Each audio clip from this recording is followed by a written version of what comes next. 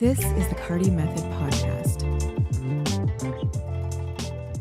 Well, hello. You clicked on this not just because you want to get better, and not just better technically, but you want to get better at photography that gets you noticed, booked, and respected.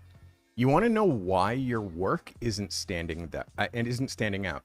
Even though you're putting in the time and you're making real pictures, today I'm going to show you exactly why that is and what to do about it. Most photographers think that the secret to becoming unstoppable is making better pictures. But better isn't enough. The truth is, you could be making your best work ever and still not getting hired because you're making the wrong pictures. Not wrong technically, but wrong for the market. The photographers that take off, they're not just talented, they're intentional. They're making the right pictures for the right clients, images that solve a need, a fit, like they solve a need, they fit a style, and they speak the industry's language. That's what I'm trying to say. I get amped up. Today inside of Portfolio Lab, I'm going to show you exactly what that looks like through photo reviews that I do twice a week. I do them every Tuesday and Thursday. So if your work isn't getting traction yet, this is likely the reason. And by today's session, by the end, you're going to know exactly what's wrong with your work and how to fix it. If you don't know me, by the way, I'm Carty. I've been a professional photographer for 35 years. I've shot celebrities, I've shot for global brands, I've shot magazine covers, advertising campaigns. Still, I take the time to review new photographers' work every week because that's how I grew. I grew because I had professors when I was in photography school reviewing my work every week. And then when I was in the industry working, I had art directors that cared, giving me real feedback on what was working and what was not. That's how I grew. And when you have your work up for discussion, when you have your work up for review, you get to see if your work holds up, where it stands out and where it falls short. So inside Portfolio Lab, I do this twice a week. And I do it here on YouTube because photographers need to know how to shoot commercial work. And photographers need to get feedback from a working pro. This feedback loop is critical, and it's exactly why I created Portfolio Lab.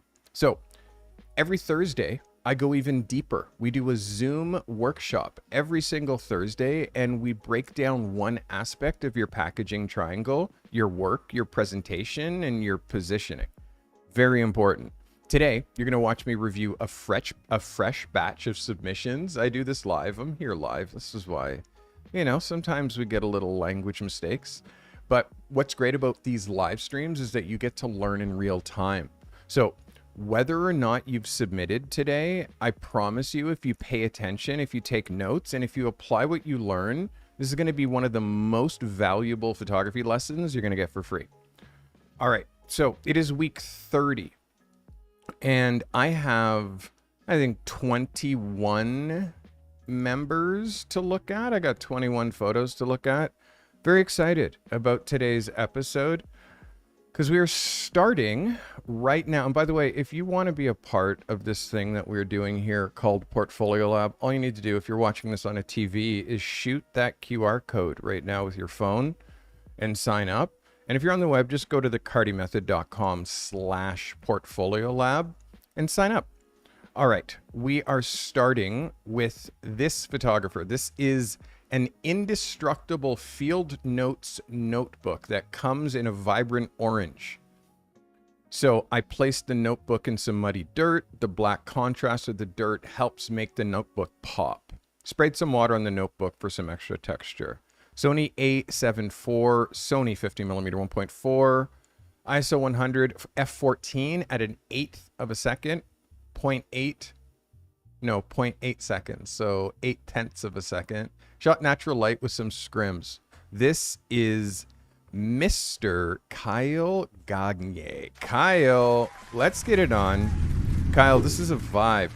This is a vibe. Why is my frame on the wrong side? Oh, it's these presentations. Hang tight. I got to do something here. This will take uno momento.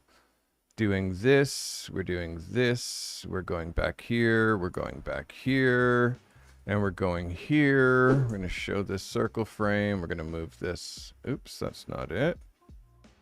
Where's my circle frame? There we go. We're going to move me over here. And then we're going to center vertically. Beautiful. Okay, Kyle, you killed this, my guy. This is such a yes for me. This is such a yes for me. The details are great. The texture is great. As a magazine cover, this hits. It could be a little bit closer, but I don't mind the fact that you're giving me a little bit more environment. And the thing that's great about this is that it gives me the option, me, the art director, to decide how tight I want to be in on this field notes. You can see what it reads as an 8x10, but you can see if the art director wanted to bring this in really tightly like this, we're not really losing any of the frame. So for me, this is an absolute smash. Like, yeah, Kyle, you killed this. Let's just look at this a little bit closer. Get a little bit, hello, here we go. Yeah, I mean, come on. Really, really good details, Kyle. Like, you picked the right product. The mud is rich and organic. The spray water on it, like, makes sense. I mean, I'm usually, like, anti-mist. But this, it works. I mean, try not to go too far. But it definitely works. This is an 11 for me, Kyle Gagnier. This is a yes, yes, yes, yes, yes, yes, yes, yes, yes, yes, yes, yes, yes. This is a portfolio picture, my guy. This is a portfolio picture. 100% like, boom, stops the scroll. That's what we're trying to do. And again, for me, like, the way that I do these photo reviews is I have my team prepare the show notes. Garan does show notes. And prepares the images for me to see, puts them in and then I do not look at the images until right now. So you're seeing my first reaction of the first time I'm seeing these photos. All right, that was Kyle Gagnier. This is our next shooter. He says, greetings, Carty and crew. Thanks for the review. Shot off the Sony A7C, 85mm 1.8, ISO 200, f8, 80th of a second, shot with one light. This is William Sedgwick. Sedgwick, let's get it on. This is a vibe. This is a vibe. I'm feeling like it needs just a touch of contrast. Just a touch of contrast. I'm going to show you another couple of small things. Like, I want you to look at where his hand is right here, and I also want you to look at this bit of white, being able to see the background. So I'm just going to take you being able to see the background right there and match how it is on this side, on that side. And now suddenly there's nothing down here that distracts me. The Lacoste, cool. His hat, I would have pulled his hat like a little bit down. And again, there's almost like a little bit too much shadow detail. It just feels a little bit gray. So I want you to just work on contrast. So bump the contrast just a little bit. And then when you bump the contrast, the exposure here might start to go up a little bit. This right now is like over about a third. So I would, once you increase the contrast, it's going to make this look better because that looks too gray. That's supposed to be a black hat. That also looks gray. The darkest shadows up in here and up in here still isn't black enough. So for me, this is just a processing thing. Let me show you this as a cover. It's strong, William. Let me look at this as an 8x10. Once we push to an 8x10, you can see that our options, we're going to go above his hand, the hand down here. But we're going to have to clip the hat because it starts to look a little bit too center focused once we don't clip the hat. Yeah, for me, I'm going to need this to be a little bit like here. It's a good swing though, William. It's a good swing. Again, if you're trying to do a perfect white, we really have to have this background like 2 stops, like over. right now, this is not a white. It's not white. This is more gray. So if you're doing a white looks like that. That's your background. Let me remove the subject. Let me draw a better line. So that's your background. This is your camera position. You find the center of your background. You get a tape measure. You measure out 4 feet. And then you drop a light. And the light, these 2 lights need to be at the exact same power and at the exact same height. So then 4 feet, and you drop the second light. Now this is at like whatever the power is at. So say this is at 100%. This is at 100%. This is 4 feet away. This is 4 feet away. The height of your stance, both even. Now what we're doing is we're aiming this light. No, that's the center point. We're aiming this light right here, which is just on the opposite of the center point. And then we're aiming this light right here, which is just on the opposite of that center point. Okay. Then once we've done that, then we take light meter readings and we're trying to get, say, F22, F22, F22, F22, like all the way across your back wall. So now you have F22 back here. Okay. Then you move your subject into set and you keep moving them forward until there's no fall off from the rear lights touching this gentleman's nose on either side. Once you get that spot, you draw an X, and that spot is going to be around here. And then you turn off these rear lights, and we want this to be 2 stops lighter, 2 stops darker in exposure. So if this is F22, it goes F22, then F16, then F11. So that's 1 stop, that's 2 stops. So we want this to be F11.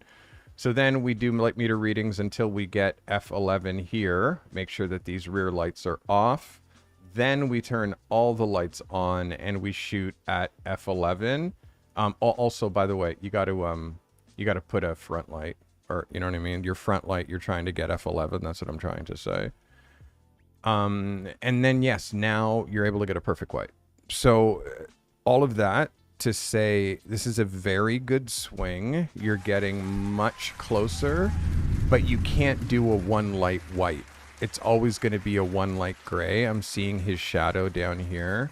And even if you're pushing light in here, it's not bright enough. We need to deal with ratios, light ratios, meaning the power of the light up here versus the power of the light up here. The difference of those two is the ratio of the light, and it's impossible to do without a light meter.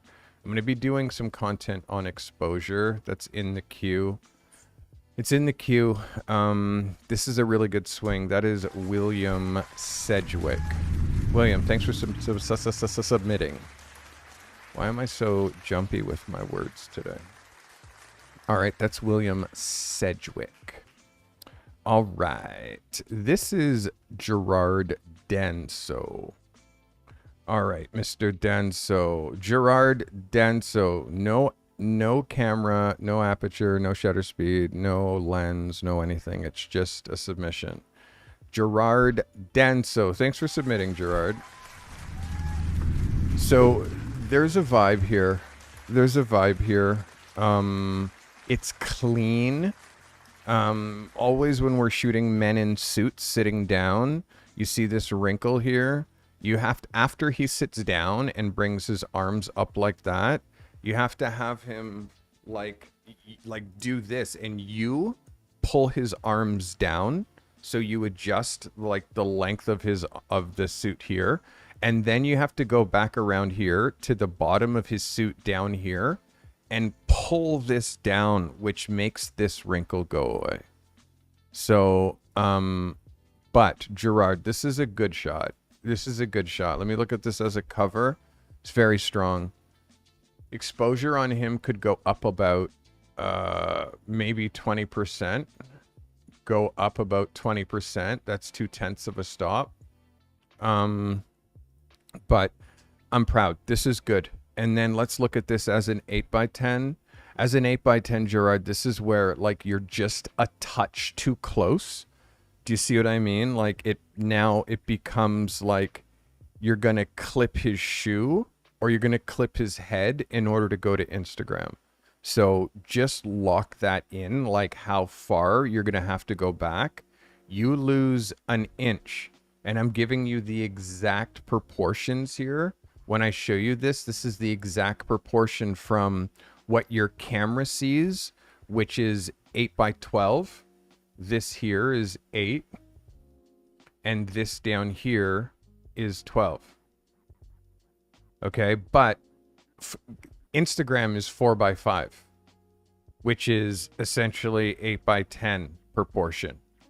Okay, so when we're shooting, we have to keep that in mind when we're shooting vertical. This applies to vertical only. So I always put this frame on so you see what your image is going to look like once it's in social media or once it's in a grid. And also when it comes to shooting for print and shooting for magazine, they're not 8x12s, they're more 9x12s. So when you're shooting models, they need 9x12s. So you need to shoot in a way that's loose enough that the agents can use this work in their portfolios without cutting toes. Okay, other than that, Gerard, this is an 11 for me. This is good shit. Well done. Gerard Danso. Let's get it on, Gerard. Well done. All right, this is Denise Tuggle. Denise, D850 f8, ISO 100, 50 millimeter, 80th of a second. Shot with 2 newer strobes and a main light. Is the main light also a strobe? This is Denise Tuggle. Denise, much better with the ratios, although I'm still seeing some mistakes. Still seeing a couple of mistakes, Denise. Right off the bat, I'm seeing this texture mistake right here. Like, what's that? And this is why I have a 4K monitor. I got 2 of them. You see this texture mistake right here? What's this? I see clean white, and then I see this weird texture. You really need to look at your images at the detail that I look at them before you submit them. The first thing I do when I'm looking at one of my images, I go to 100% and I go like this and I scan it across this way. I go down and then I go across this way and then I go back up, and I'm also seeing something right here. Right here. So this is all stuff that's really easy to take out in post. On an image that's relatively good, you're much better with your light ratios here. But technically, the stuff that I'm seeing that I shouldn't be seeing, like all of these post-processing mistakes. Let's look at what this looks like. Oops, that's the wrong frame. That's the wrong frame too. As a double, you can see you could have pulled back just a little bit because you're not dropping just on one frame. You can see you're clipping here at the heel and you're cutting the shoe in a really odd way. This is hard. This is hard, like figuring out a way. And you're also using the inside of the shoe as the dominant instead of the outside shoe as the second. So yeah, for me, the light is better, but the styling of these shoes is bad. It's offset. Like if you're stacking them, like you have to use intelligent imitation. I go into this often and I talk about how when we're shooting Converse All-Stars, when we're shooting, oops, not shopping, let's go to images. When we're shooting this kind of stuff and we're doing a stack, for me, this isn't great. But also notice how it's the outside dominant shoe. But you're going to see this too. And for me, this is not good. This isn't a good example. And this is very close to the example that you gave me. Like it's literally identical. So it's hard because it comes to like what references you're using. For me, what you need to learn how to do is this shot, like the really clean from the side shot. Like you need to learn and lock in this shot. It's really important to know how to nail that with the light right and the shadow right and the detail right and the depth of field and everything right. So we're getting closer, Denise. But again, it's like the stacking of the shoes. It's just when you pull a bad example as a reference, that starts to get tricky because there's some pretty shitty examples here when you do a Google search on Converse All-Stars or Converse Chuck Taylors. Like this is a good swing, but it's the inside of the shoe. I'd rather see that again is the inside of the shoe. So this is what we're hoping that you're learning to nail, just the straight on. And again, that this is what I'm hoping that you're gonna nail. And I know I usually say shoot 2 shoes, Denise, but if you're shooting 2 shoes, I want to see it closer like this. I want to see it closer like this. Like I want to see a top down like this. Like if you're shooting 2 shoes, it has to be contextual. I have a hard time seeing like this, like them stacked without human. It just, for me, it just looks dumb. So that's what we're working on for you. The stacking for me is difficult, but you got to keep pushing. The light though, Denise, you really nailed the light. I think the light is amazing. This is an upswing from last week. Really be aware of the double page spread. This overlay has to be your best friend. Good distance and detail here. Good distance and detail here. Really good focus, Denise. Like really good focus. You pick the right f-stop. It's just the set. Your stack is just not quite there. But a very, very good attempt. This is much better than last week, Denise. Well done. Well done. That's Denise reshooting her Converse ad assignment. This is Stephen Bordeaux. So this is another shot from the Converse assignment shoot. R6 Mark II 50mm 1.8 ISO 400 250th of a second at 3.2. This is Stephen Bordeaux. Steve, let's get it on. This is better. This is better. The jeans are overly ripped, but this is better. This is better.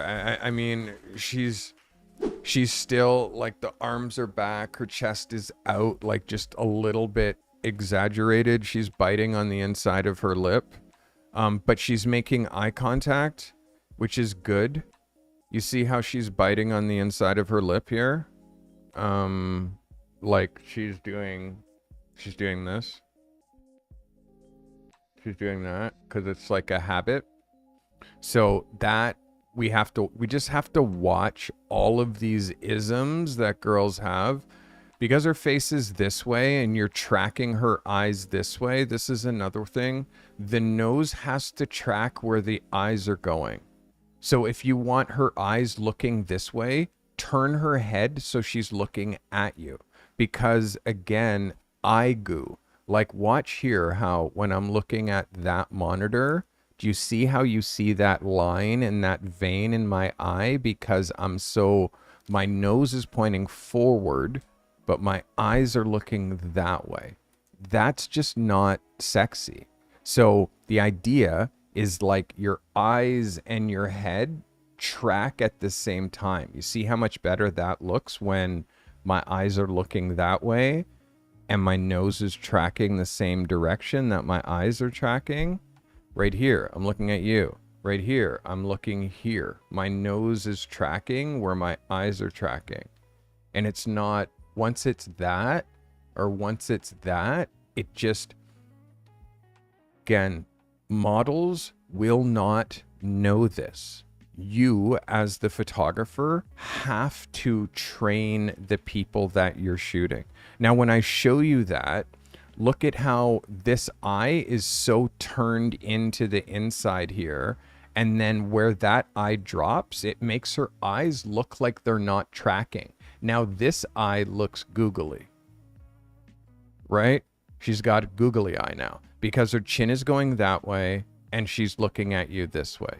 So it all has to do with this one is head angle.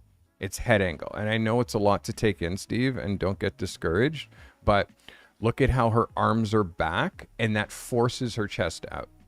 So that like body language is not natural. So you have to correct that like unnatural body language. And then like she has to kind of turn herself to you.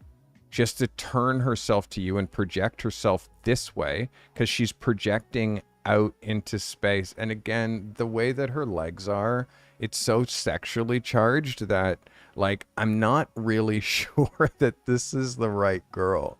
You know what I mean? Because she's so like sprawled and like, so I don't know, like you guys both have two different motives as to like why you're making these pictures. She looks like she wants you to shoot her for her OnlyFans, and you're trying to shoot portfolio images that you can use to get legit clients. So I'm not sure that this is the right girl for you to spend any more of your photography time on. I don't think that she hits. I hope that's all right. That is Steve Bordeaux. Again, closer, better than the last one, but still this isn't the right girl for what we're trying to do for this. And again, Steve, again, ask yourself why you're trying to be a photographer and what kind of people are you trying to serve.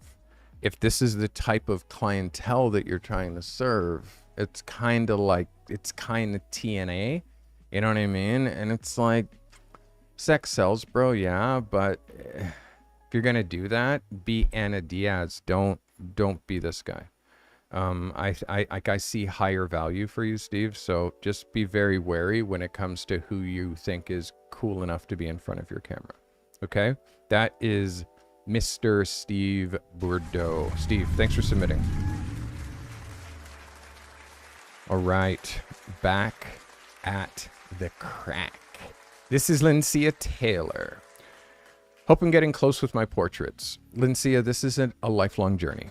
This is a lifelong journey. The goal is being better than last week.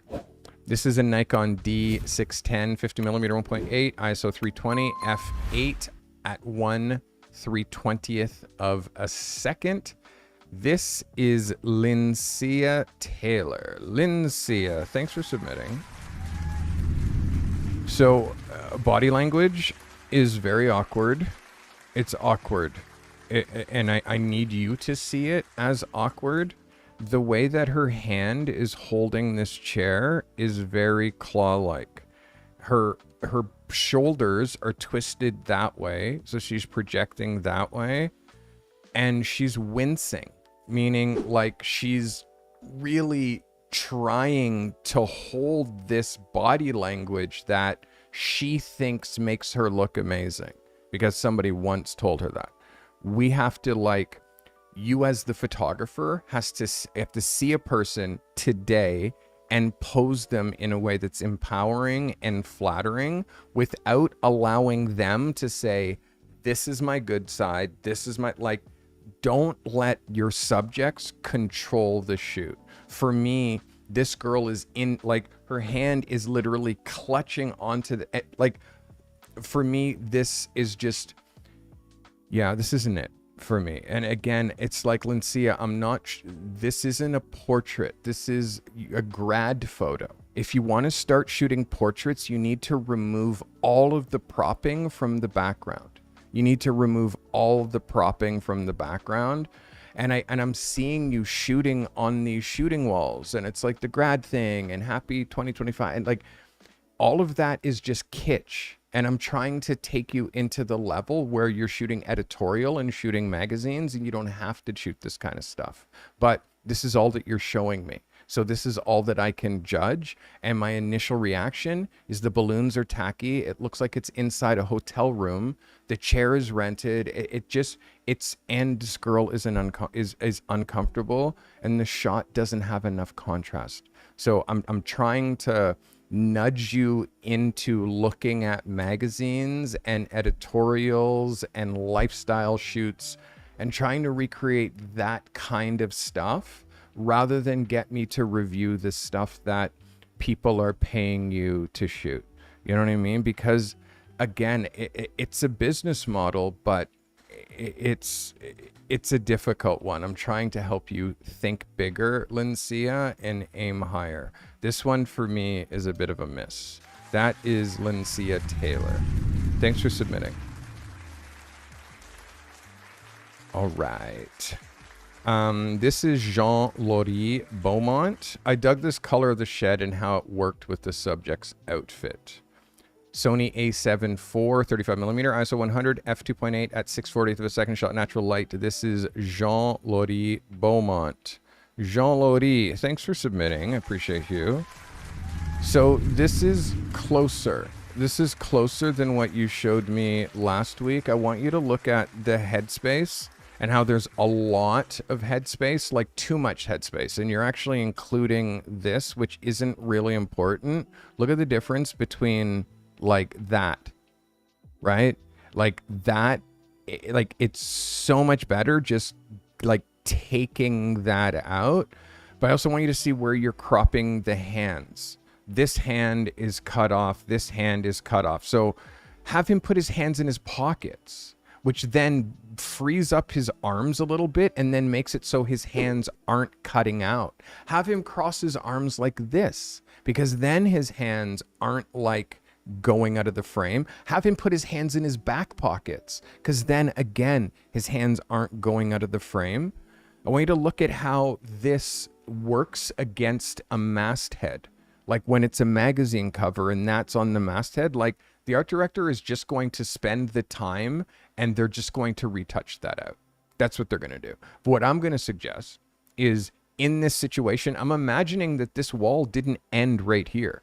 Like I'm sure like there's probably like maybe a cleaner spot where there's no door. I don't mind you framing him within the door, but you can see that distraction. So what does it look like down that way? Hey, Christopher Riviera, thank you for becoming a member. Let's go. Christopher, welcome. I appreciate you. All the love for you, my guy. Thank you.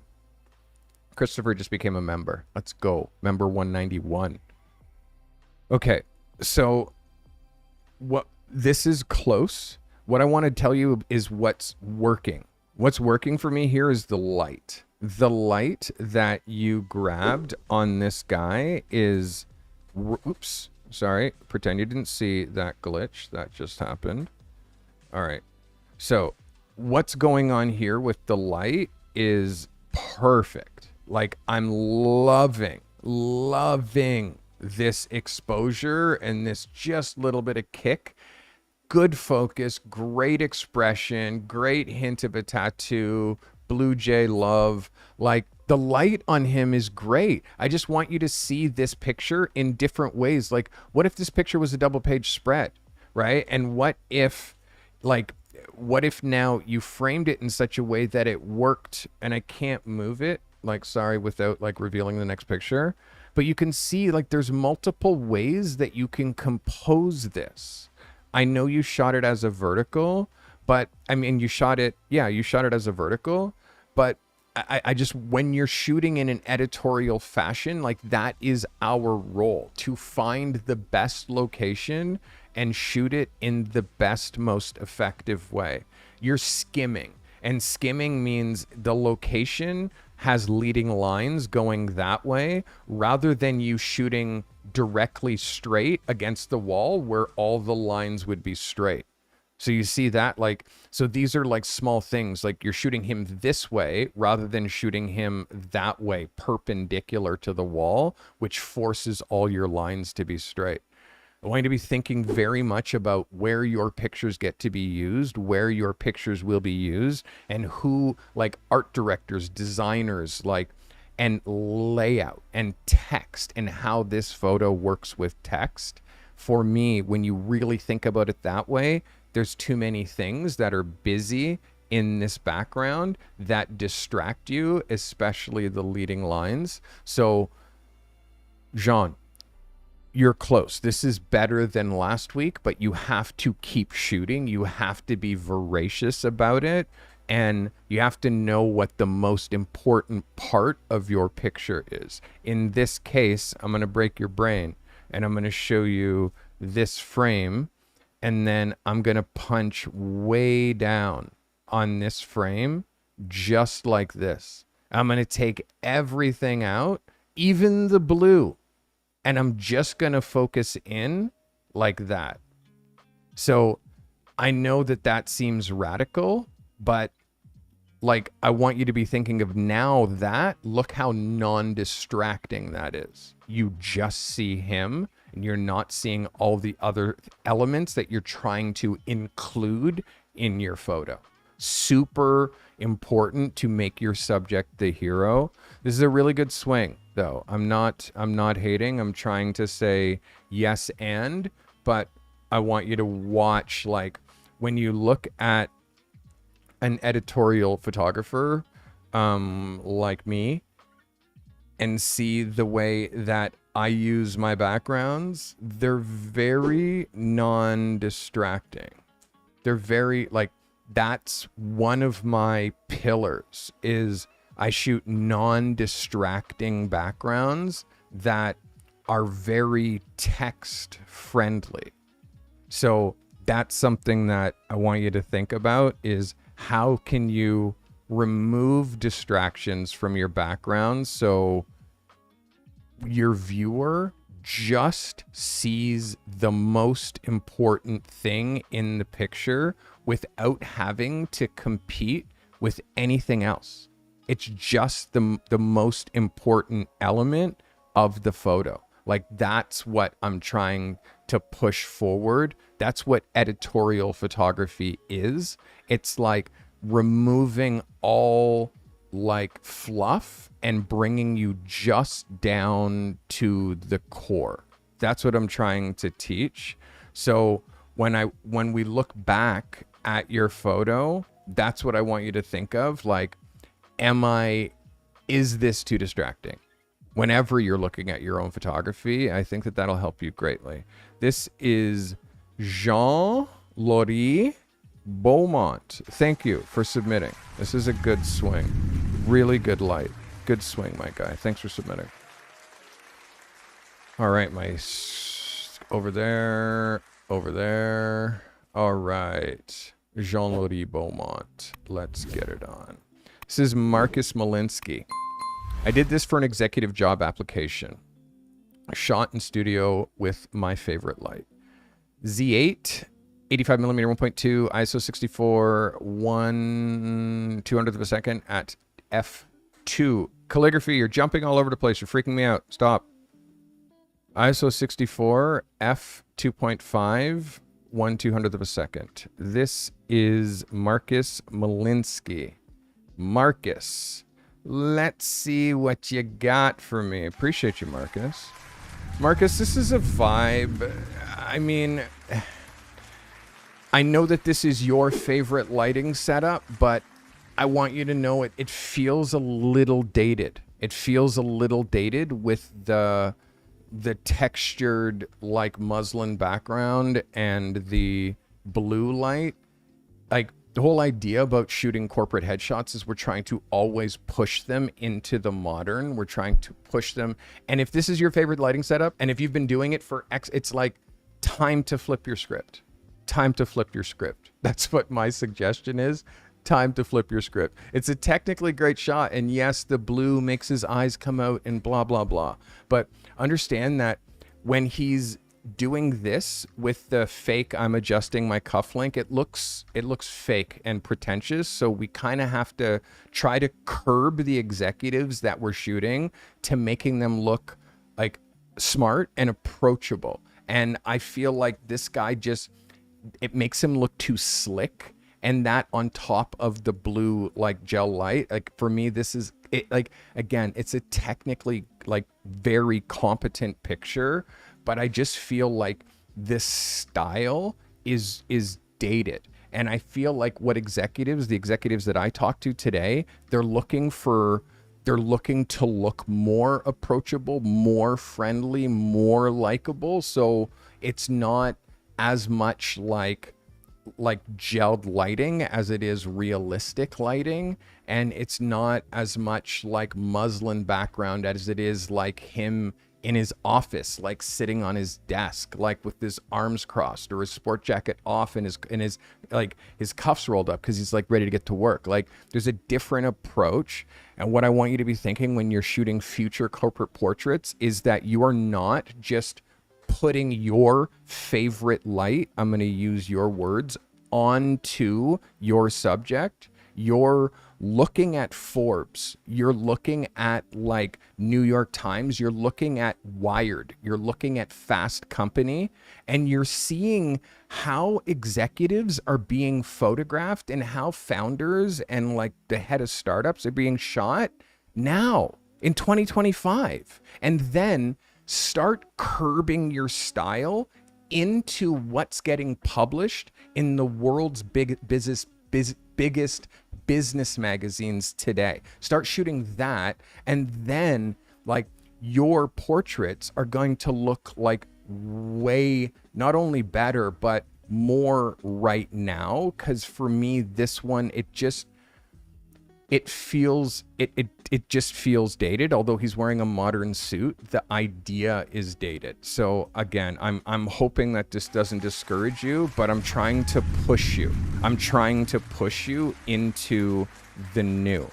And if I just go here and open up Fast Company and show you like what Fast Company magazine's covers look like of the world's biggest, like nowadays founders are trying to like pull back a little bit personally from, and again, the color blocks of the color on color, like corporate headshots and the way that corporate headshots are looking, it's different now, I believe. And again, I'm not lying when I say like the way that corporate headshots look now is just different. There's not that gelled background look. It's way more neutral. So and again, the muslin background is another thing. Like, that's what I'm saying, like that's making your work look dated, because that's not a thing in contemporary photography anymore. So this is not meant to discourage you. It's meant to just awaken your eyes. And like, I don't know, again, it depends on the corporation if that's you, G-Fair. But yes, this is a very good swing. I'm going to give you an 11 because it is a very technically tight picture. But again, I'm trying to not like, I can't agree with something if I think that it's dated. Even if you're like, yeah, but it's so cool. It's like, yeah, I understand. But it was cool when it was a thing back then. So we have to, like, when we're surfing, we have to be in front of the wave. We have to be in front of the wave when we're shooting. In front.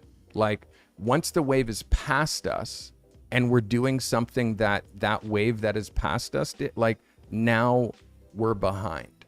And for me, like, there's nothing that looks worse than a photographer that's behind in the times. And I'm not saying that that's you, but I'm saying you're going to be the one that's going to recognize you being behind the last. You're going to be the one who recognizes it last. So even if you didn't say my favorite lighting setup, I would have called out the lighting.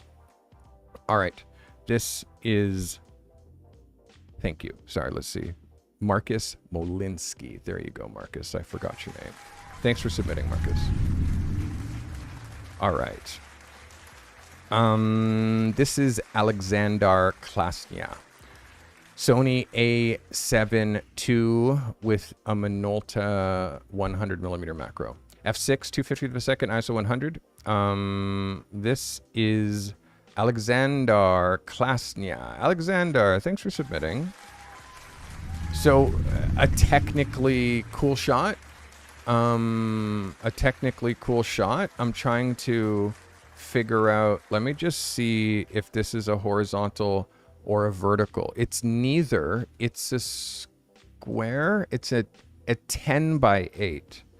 So, Alexander, you have to be very wary of your crop proportions. This is not a double page spread. This is a 10 by 8, meaning that your image ends like roughly right here. Like it's almost a square. Again, cool picture. I'm just wondering, like, why and who is this for? And are you a product photographer now?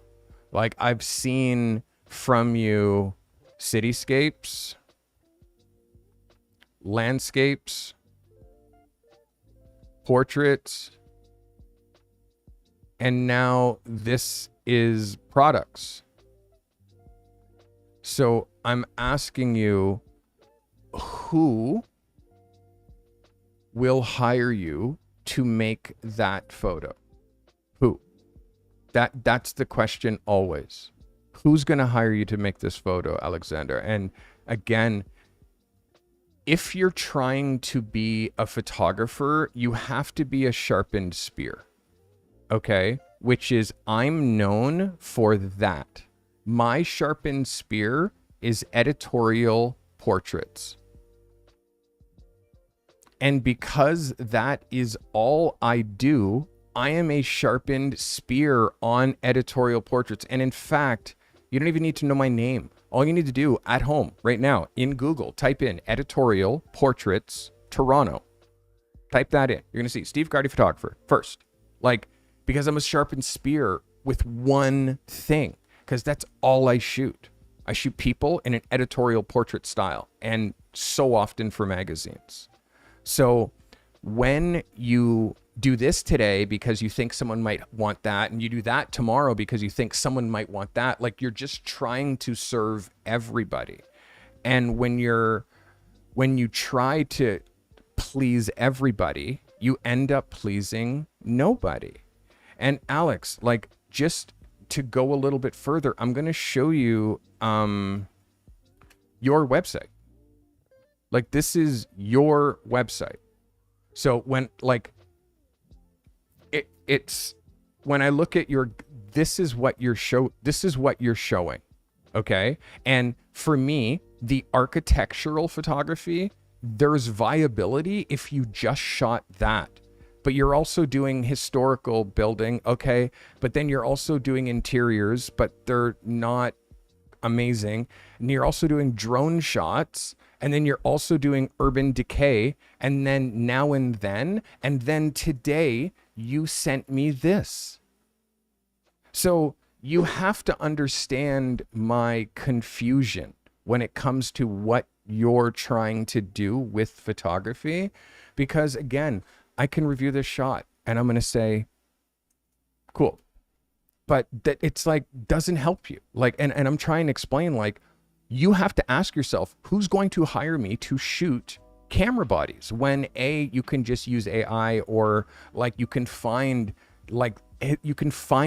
photos like this online. Like, it's super, like, it's not conducive to making photos that don't make you money. It's not conducive to making photos that don't have the potential to attract clients that then will make you money. So I'm trying, Alex. I'm trying to help you, but I feel like you're not listening, my guys. So I'm also getting kind of frustrated. This is Alex K. Thanks for submitting, Alex. Just to show you some of the people who are part of the Carty method, part of this thing that I'm building. Let me show you Nick Johnson. And Nick was a full-time, like, operations guy for a company that will remain nameless, and had tried to start his photography career a couple of times, and He hired me for some coaching because he really wanted to lose this job. I did 3 hours of coaching with him, and then he joined my accelerator. Now Nick is a full-time photographer. Okay, it's been a year, but Nick makes the same amount of money that he made like with a very good 6-figure job. He's doing that with photography now. And it's just, Nick is focused. Like, you notice how there's no product photography? You notice how there's no cars? There's no, like, he shoots people, like specifically people. That is what he shoots. And he shoots for lingerie brands. He shoots for fashion brands. He shoots for fashion agencies. And like, he shoots influencers and musicians and athletes, like very, very, very targeted. Let me show you one more. Garan Rath. Garan Rath came to me. He's from Cape Town, South Africa. Or he's from South Africa. He's in Cape Town right now. He came to me shooting everything, meaning he shot everything from portraits to cars to places to things to like, shot everything. And I looked at his work and I said, Garan, you are a product photographer. Products. Stop shooting all of this other stuff and focus only on product. And now look at his photography. And again, Garan right now is profiled in Production Paradise. Like, they profiled his, like, you need to get known for one thing. You need to get known for one thing. And because he specializes in product, he has a whole e-commerce business going on where he shoots e-commerce for brands all around the world. So let me show you one other. This is Corey Vanderploot. Corey came to me as like, he wanted to be my assistant. He wanted to be a fashion photographer. This is Corey. And Corey, I nudged him to not just shoot fashion, but to shoot portraits as well. And this is Corey now, 15 years later. That's The Weekend and fashion editorial. Corey has shot for Vogue. So like, a sharpened spear is how you become a pro photographer.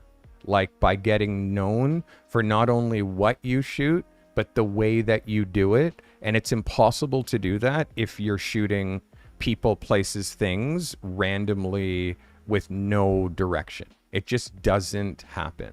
So this is Corey. Like, I could literally be playing this game all day. Like, there's so many different photographers that once they figure out how to specialize, let me show you Rohan. Here we go. So Rohan came to me again. He was shooting everything and including shooting people. And Ro is a product photographer. He is such an amazing product photographer, but he didn't know. He was shooting people first. But now that he's found his happy place, like, look at the work that this guy does. Again, another one of my past assistants. So it's, I can't stress enough how important it is to specialize, but yet people still do whatever they want to do. And again, that is totally cool. But no, hey, there's another guy in chat, Devanshu. This is a photographer who's from India. Devanshu, this guy found me, and he's right there in chat. Devanshu found me when he was 19 years old, okay? One of the most, and how he found me is because of Corey and Corey's YouTube channel. Devanshu found Corey, and Corey's like, Steve Carty is who I assisted. So he's on YouTube, find him. So Devanshu found me, started watching, started submitting, and allowing me to review his photos. This is going back like 3 years ago now. Do you want to see Devanshu, who then went to photography school in Australia for like a few years, and now he's back in India? This is Devanshu. This guy's work is this is an award-winning photographer who, again, was making work like this when he was 19. Okay? So, and making work like this. This was the work that he was making when he found me. Okay. And somehow through making this work, this guy found fashion. This guy found fashion photography and now has just absolutely, I mean, Devanshu, I'm so proud of you, dude, and so proud of your work. And like, Yes, sir, it yes. really shows you, like, when you take this seriously and you do one thing, like, look at this guy's work, bro. So this is Devanshu, Indian photographer. Like, so let's get back to the reviews. But you see, there's a method to my madness, eh? And again, I'm not for everybody. I'm for the photographers who are trying to be in the 1%. That's it. Because literally, everybody else, there's so, and again, I have some videos coming up that are gonna cause some ruckus on YouTube. I'm gonna make a video called "Why Most YouTube Photographers Are Faking It." Would you watch if I made a video called "Why Most Photography YouTubers Are Faking It"? All right, this is Nikumba Booker Jr. Thanks for taking your time to review me. This is an M50 24 to 70 2.8. I shot at 70 millimeter f3.5, 250th of a second at 640. Nikumba Booker Jr. Let's have a look. All right, thanks for submitting, Nikumba. So, a very good swing, like a very good swing. Her leg, right leg forward, good body language, but this is what we're going to try to, this is what I'm trying to take you, because it seems that you're interested in fashion. And I just showed you a slew of people that I've taught to become fashion photographers. What you're doing right here is taking, okay? You are taking pictures. You were here, this girl walked down the runway. Yes, you lit her, but you couldn't tell her to stop, turn around, face you, do another pass. Like, there's people in your background. Like, this is a fashion show. Okay, and in that situation, you are taking pictures, which is a commodity. Taking pictures is a commodity because everybody has one of these in their pocket. Okay, and if you're taking pictures, you're competing with this guy. Okay? The other side of the fence that I've been showing you today is making pictures, which is idea and execution. Okay, idea and execution. So when you're taking pictures, photography is a commodity and you will never make money. Okay, you are never going to make money. The one thing that I want you to notice is that there's not a single picture of any of the photographers that I showed you today, like any of these past assistants. All of these photographers are making pictures. They're executing an idea. That's an idea. That's an idea. That's an idea. Idea, idea, idea, idea. So the difference is walking around and pointing your camera at what you see, or going to an event and pointing your camera at what you see, versus I have an idea, I'm going to get the people I need to help me execute that idea, and then I'm going to shoot it.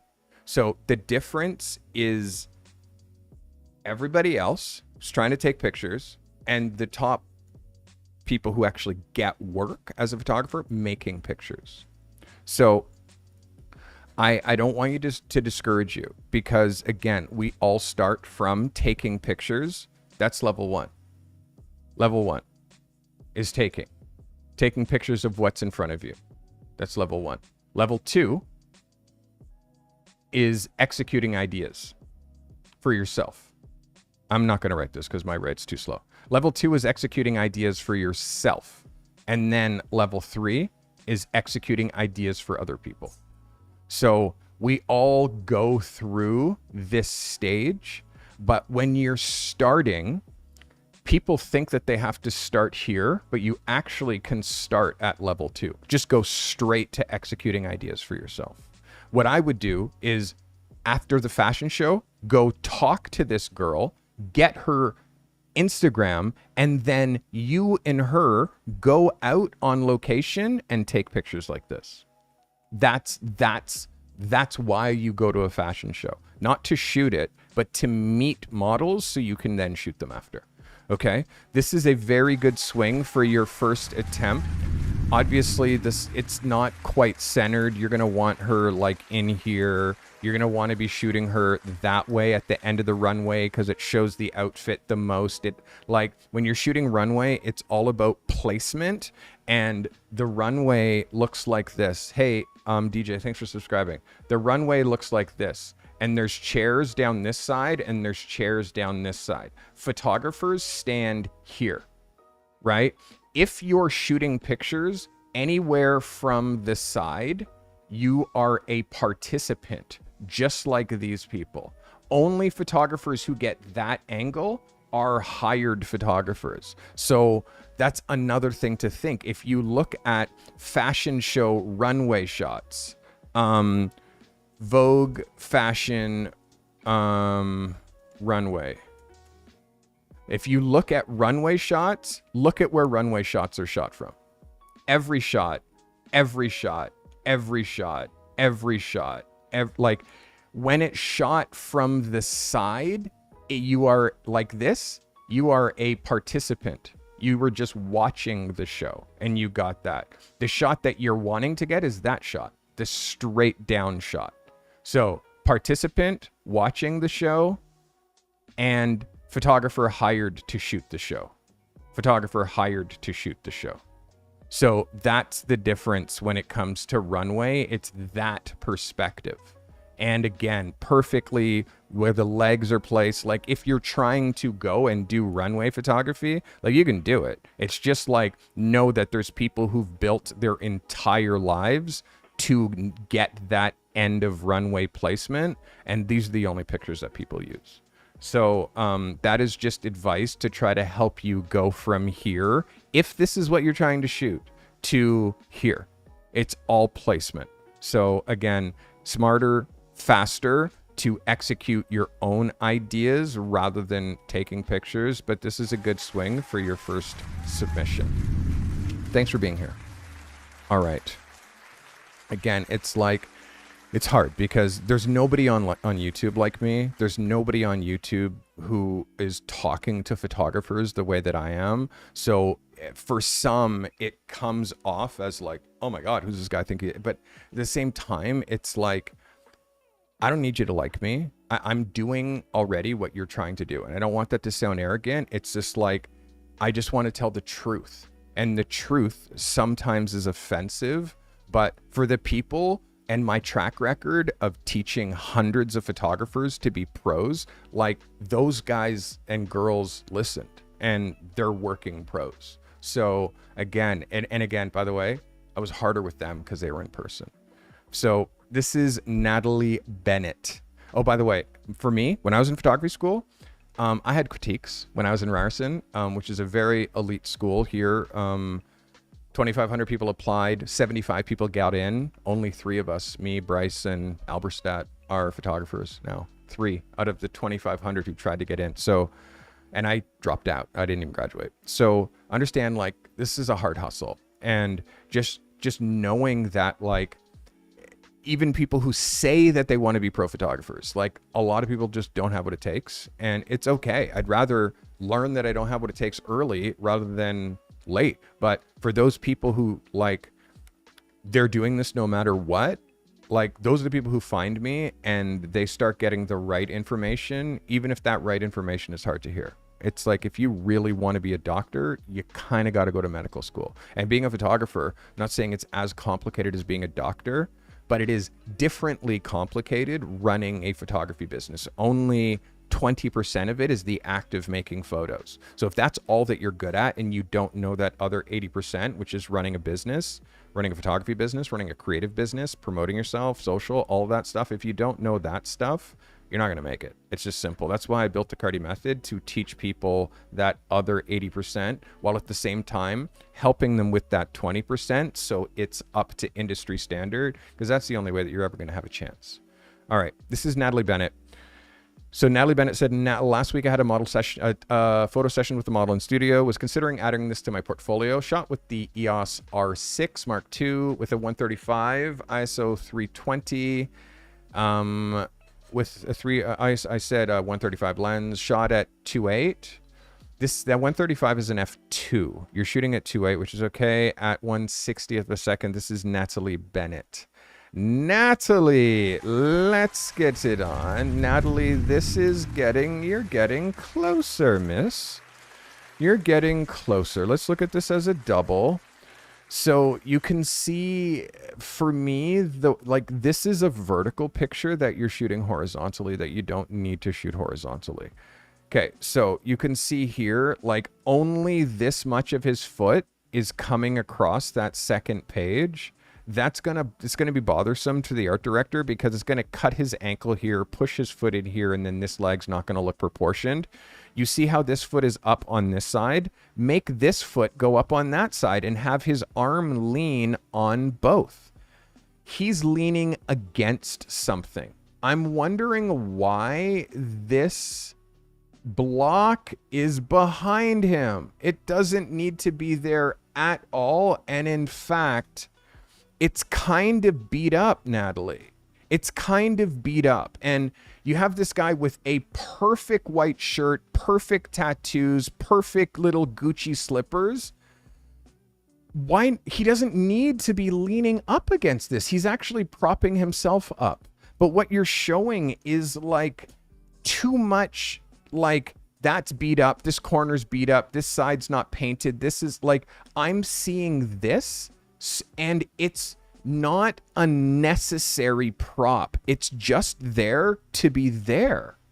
It's too close to the edge. Look at where his bum is. Perfect. But then now, because this box is like, it just doesn't make sense. It doesn't make sense. This leg goes up. This leg goes up. If you want him to be sitting like that, his arm is on this side as well. This box is out of the frame. And then it's a vertical. It's a vertical, because all of that then would fit within a vertical frame.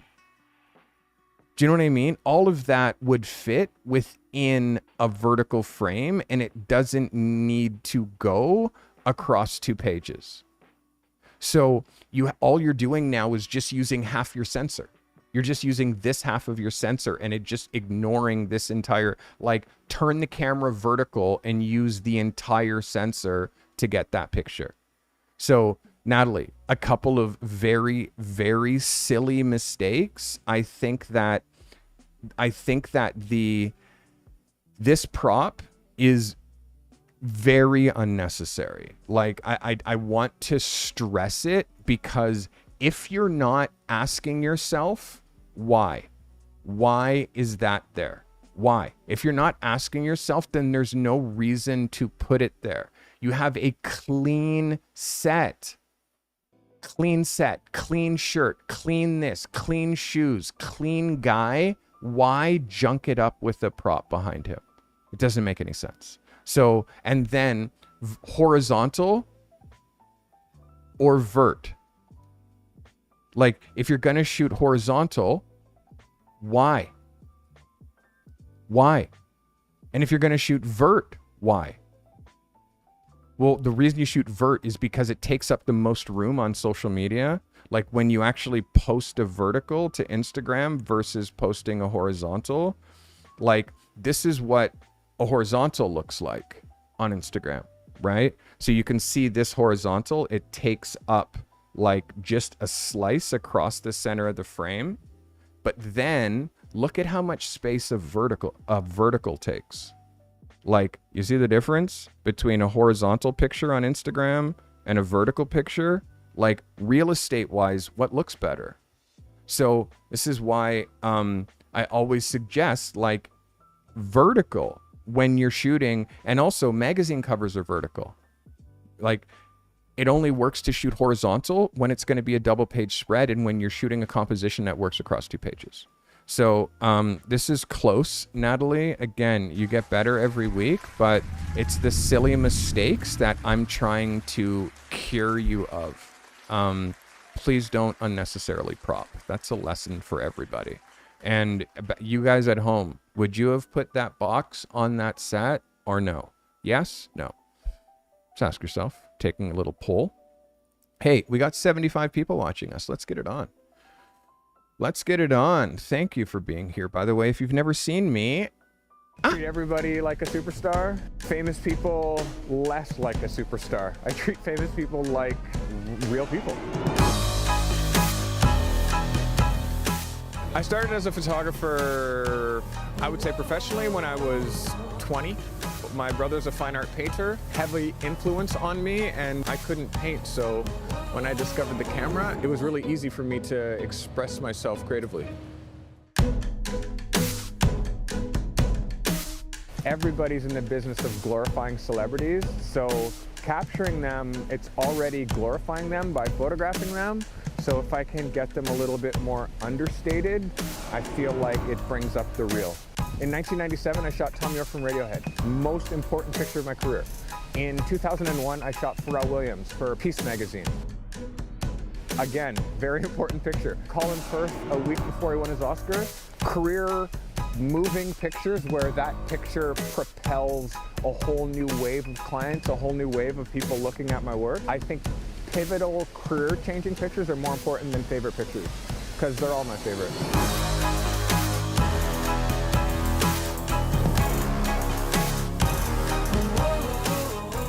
The whole idea is make good stuff and share it and do it every day.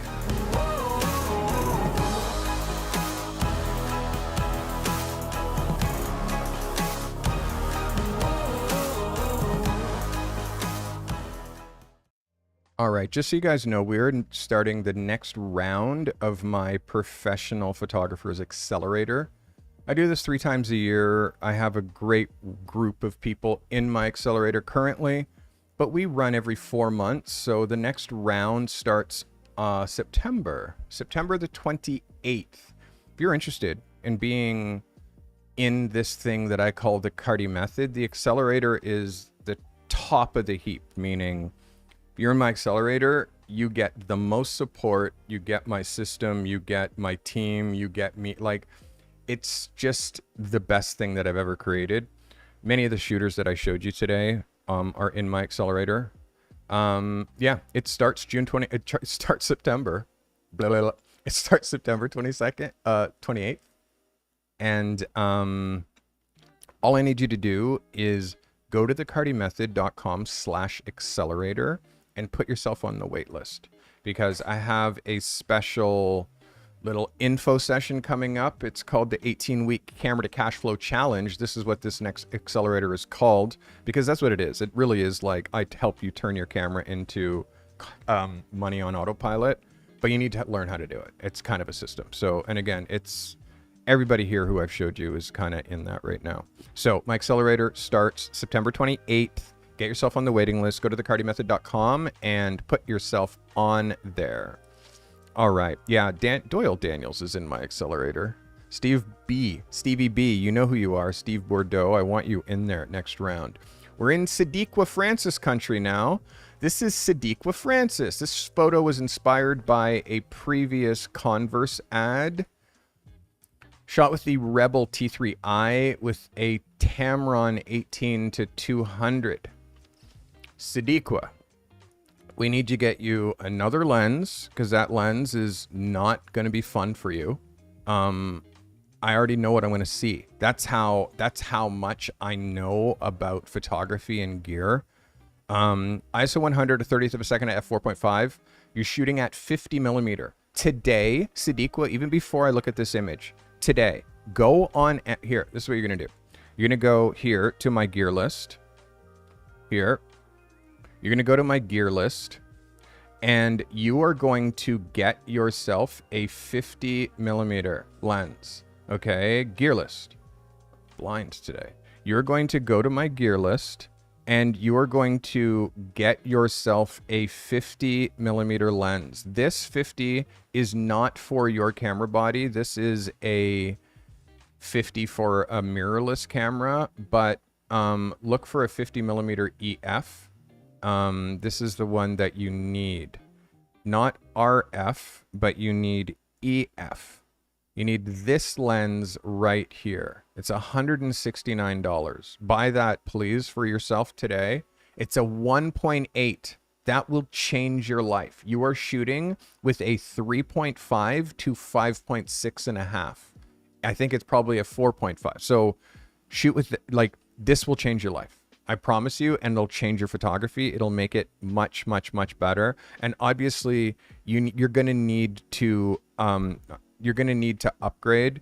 You're going to need to upgrade your camera body. So if you're going to upgrade your camera body in the next month or two, I would upgrade your camera body, then buy a 50. But shooting with the Rebel T3i in 2025, like that camera is like 15 years old. Okay. And then that with the combination of a lens that's soft and also not that great when it came out, that combination is going to make you hate photography. And you're not going to be able to match the quality of these other photographers that you're seeing submitting because of that camera body and that lens. Now, I do not push gear here. Buy whatever you like, and whatever camera you have is the right one, which is why I recommended, if you can't get another camera body, at least get that 50 Sadiqa, because it's going to change your life. All right, this is Sadiqa Francis. Thank you for submitting. So Sadiqa, you're using, I'm not sure if this is on camera flash. It feels like it's on camera flash, but this has a vibe. This has a vibe that kind of makes me like what you're doing. I'm going to inspire you. I'm going to show you the work of Kareem Black. Kareem Black is a brother from New York, is a homie of mine. He's really like a photographer that you should have on your radar because, again, this guy has such a unique style. His work is swaggy, beautiful. He shoots very polished, but also very raw. And when you look at, well, does this type of work translate into work? Well, if you look at his commissions, you'll see like, yeah, I think his work translates into work. So like, this is what I'm trying to show is like, whatever style you're shooting, like there's a way to take what you're doing to a higher level. And that's all I'm trying to show you. It's all trying to be positive. Your vibe here, Sadiqa, it has a vibe, and you know, it's surprisingly sharp. And the funny thing is because you have the right light, you have the right amount of light, which is why you're making your Rebel and that lens look good. Brooke, let's go, Brooke. Welcome.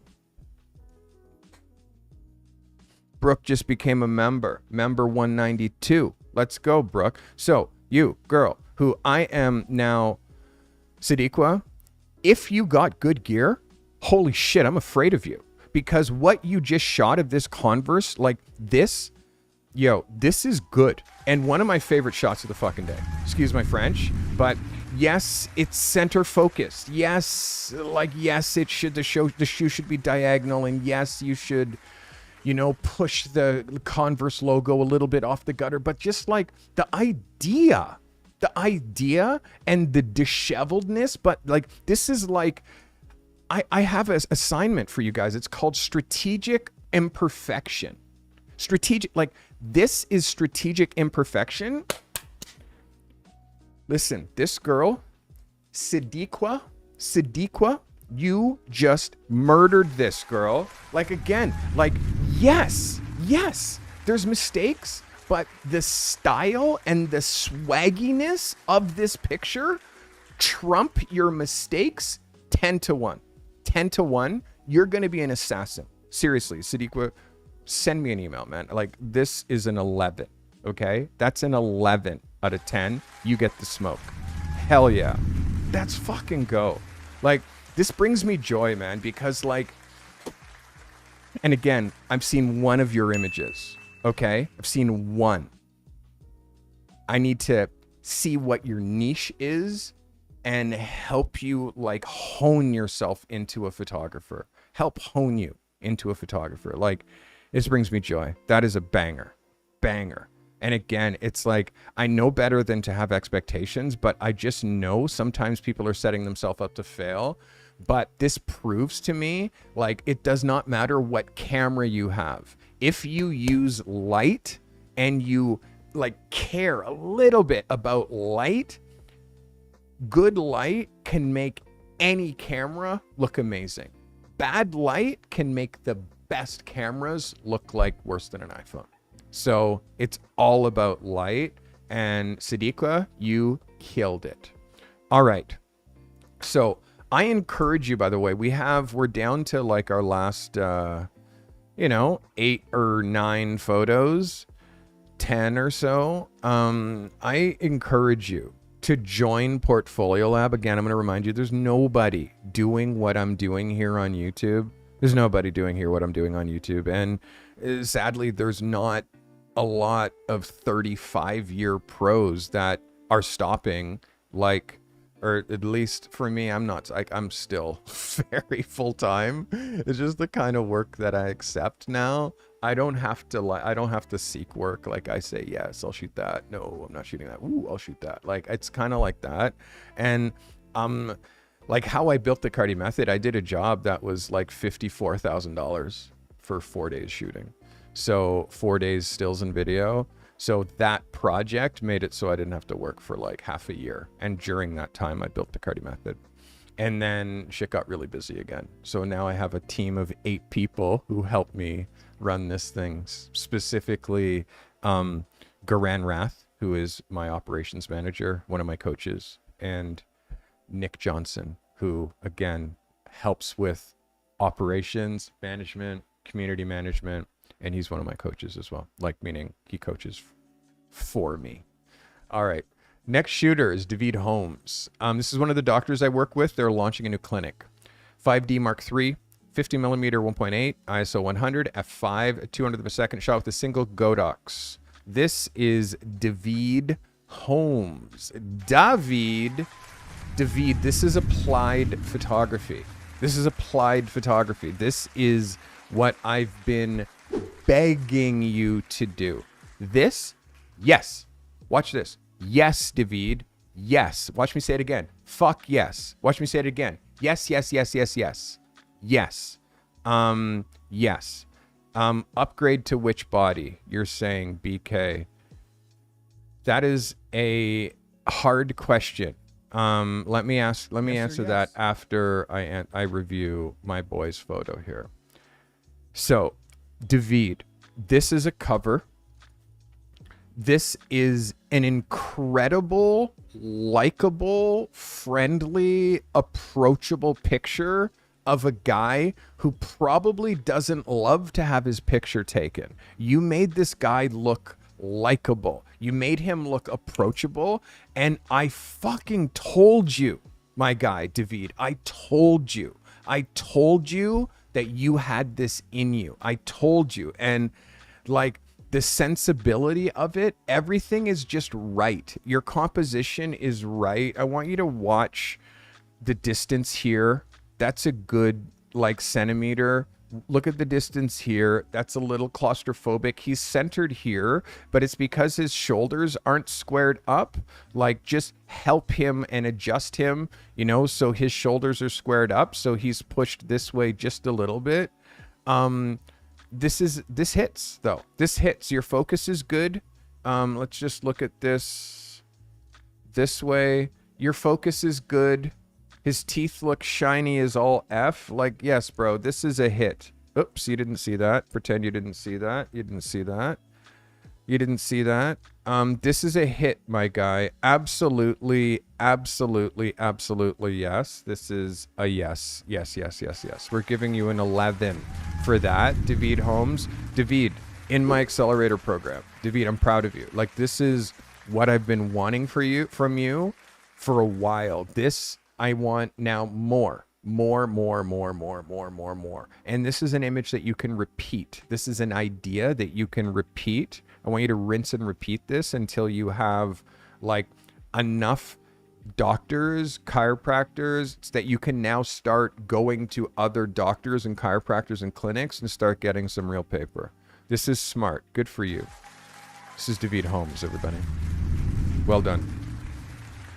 So, how long have you guys been watching me, by the way? You guys have been watching me since, like, what, your 40s? I feel like you've been watching me. Jesus. You guys weren't gray when you first got here, and you see you're starting to get dementia. I get that. I appreciate that. Taylor, you with me still? Yeah, she's here. Good shit. And again, you know, the funny thing is I do this live, but it's like... The whole idea about doing this live is you in chat, if you're a member, oh, this is what I was going to say. Camera body. Camera body. If I was upgrading right now, you have to decide how far you want to go. For me, I like buying gear that makes me money or saves me money. And if you do a little upgrade, then you're upgrading again, and you're upgrading again, and you're upgrading again. My design professor in photography school, this guy was like very eclectic. He came out, he, you know, adjusted his hat, his shirt, blah, blah, blah, blah, blah, made sure everything on his desk was all cool. And then he pulled out this pen from his pocket and he was like, and then he balanced it, you know? Walked around the class and showed people, and he didn't say a word for like 10 minutes. Like, what's this guy doing? Like all the photographers were kind of looking at each other. Like, this guy's weird. And then he says this. He says, "Always write with your favorite pen." And then he goes into a 2-hour lecture on the artist and how the artist always has to have that, we have to have that tool.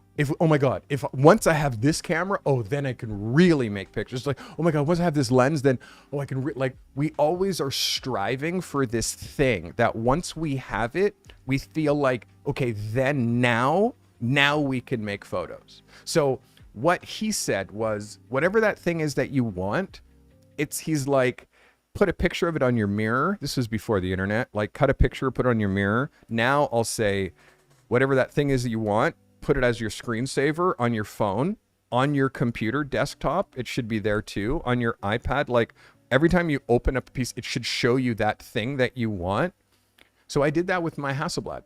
And literally I had a Hasselblad in 3 months. And again, my Hasselblad at 19 years old when I bought it, it was $3,400. So now new would have been like $13,000, but universe opened and I got a grant to go to school. I got like free money to go to school. I bought a Hasselblad, dropped it.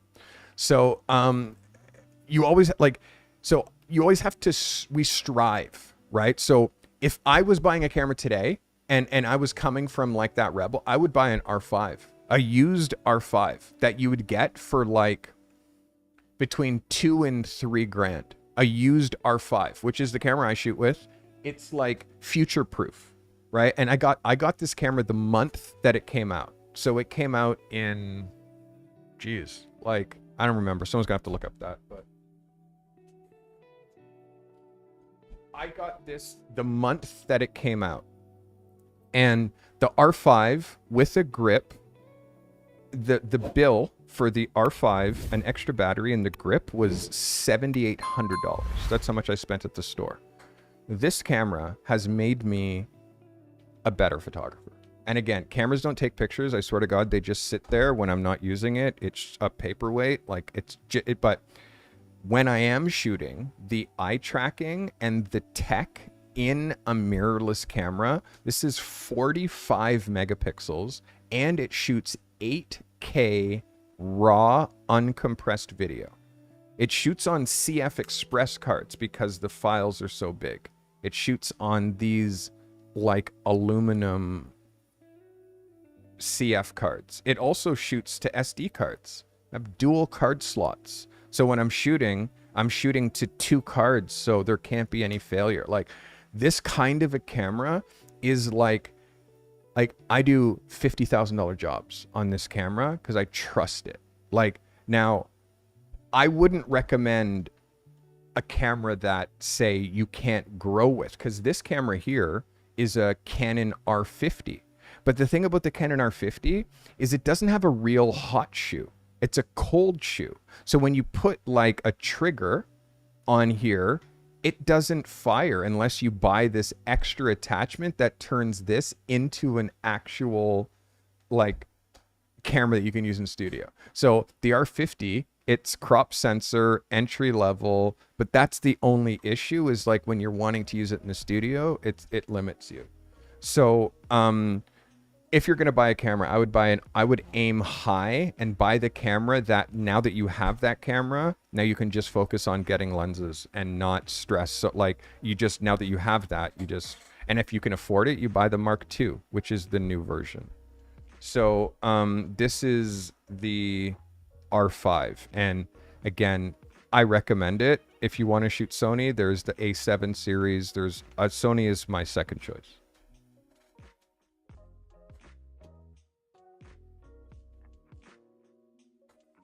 But know this, you can go to my gear list on stevecarty.com, which is my personal website. This only exists on my personal website. And I list my camera body, my R50Vs, like my R50. This is like I have just lots of cameras. I have this R50V. This is like a video version. So I have like many bodies and many lenses. So this is basically, I try to update this list as I get new shit. So this is an updated list of all of the gear that I have, in case you're wondering what it takes to be a pro shooter. And everything is here, from like the microphone that I'm on right now, in case you find yourself wanting to broadcast podcasts, to all the stuff that's on my desk. Like I put everything here, to all my lights, to all my stands, to like all my modifiers, like everything's on that list and it's there always. All right. Who's up next? I'm a bit chatty today. That was a really good swing, David Holmes. This is Marcus Mack. Marcus, I did some one-on-one coaching with Marcus this week. Marcus is a member of my accelerator program. He's a young photographer. Marcus is the youngest shooter who's in my program. He's 22.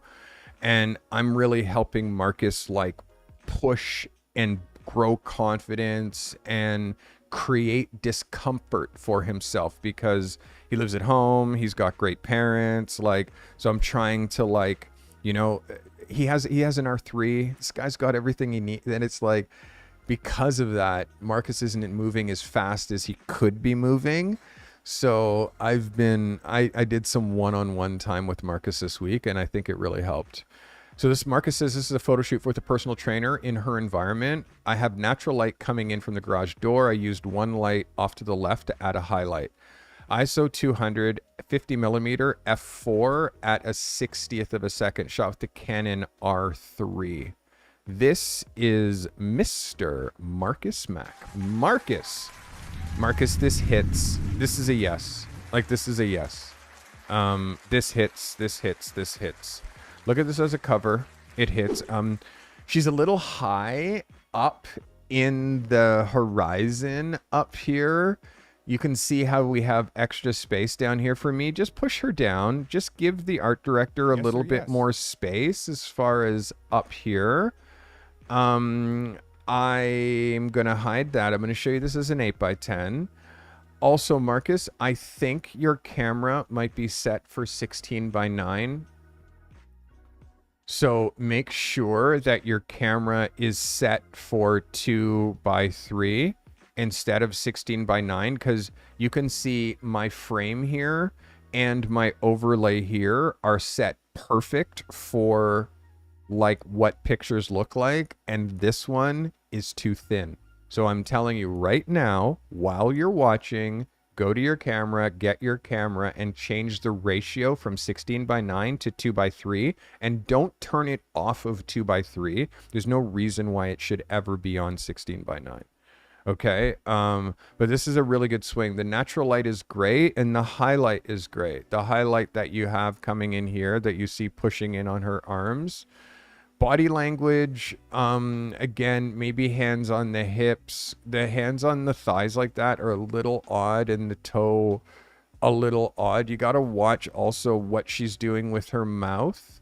You can see how she's holding her mouth. It looks like she's forcing her mouth closed. A natural way that we hold our mouth is not closed. It's with like our mouth open a little bit. So that's pulling muscles here because she's trying to close her mouth. Again, this is a good swing, Marcus. There's a couple of small details that I see, but it's not anything that I think it's really worth going into. I like the environmental shot. I just think that she's just a little bit too high up here. I would just move her down like just a little bit. But overall, Marcus, this is really good. This is really good. This goes in your portfolio. And again, you're going to have to crop this down to a 2:3 proportion because right now this is 16:9. Okay. All right, Marcus, thanks for submitting. Well done. Well done. This is Juan Herrera. Juan, let's go. Where have you been with your submissions, my guy? It's from a headshot taken last week. EOS R 24-105, shot at 50. Juan, you also need to get a 50, my guy. You so need. You're using... A 24-105 has like 32 pieces of glass in there. A 50 millimeter has 6.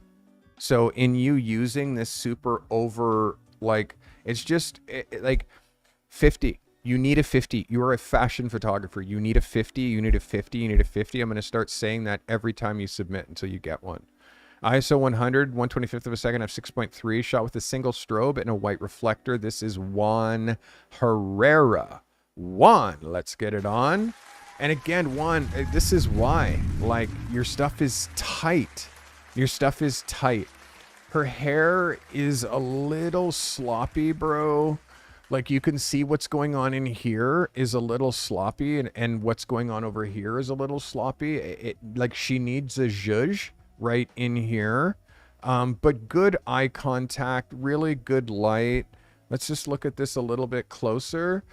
You can see this upper lip. It looks like she needs lipstick or she needs lip gloss because her lips are looking like a little bit damaged, and that her lips are so predominant and her teeth are so white. You go to her teeth like so quickly. So what I'm seeing this part of her lip. I want you to see this.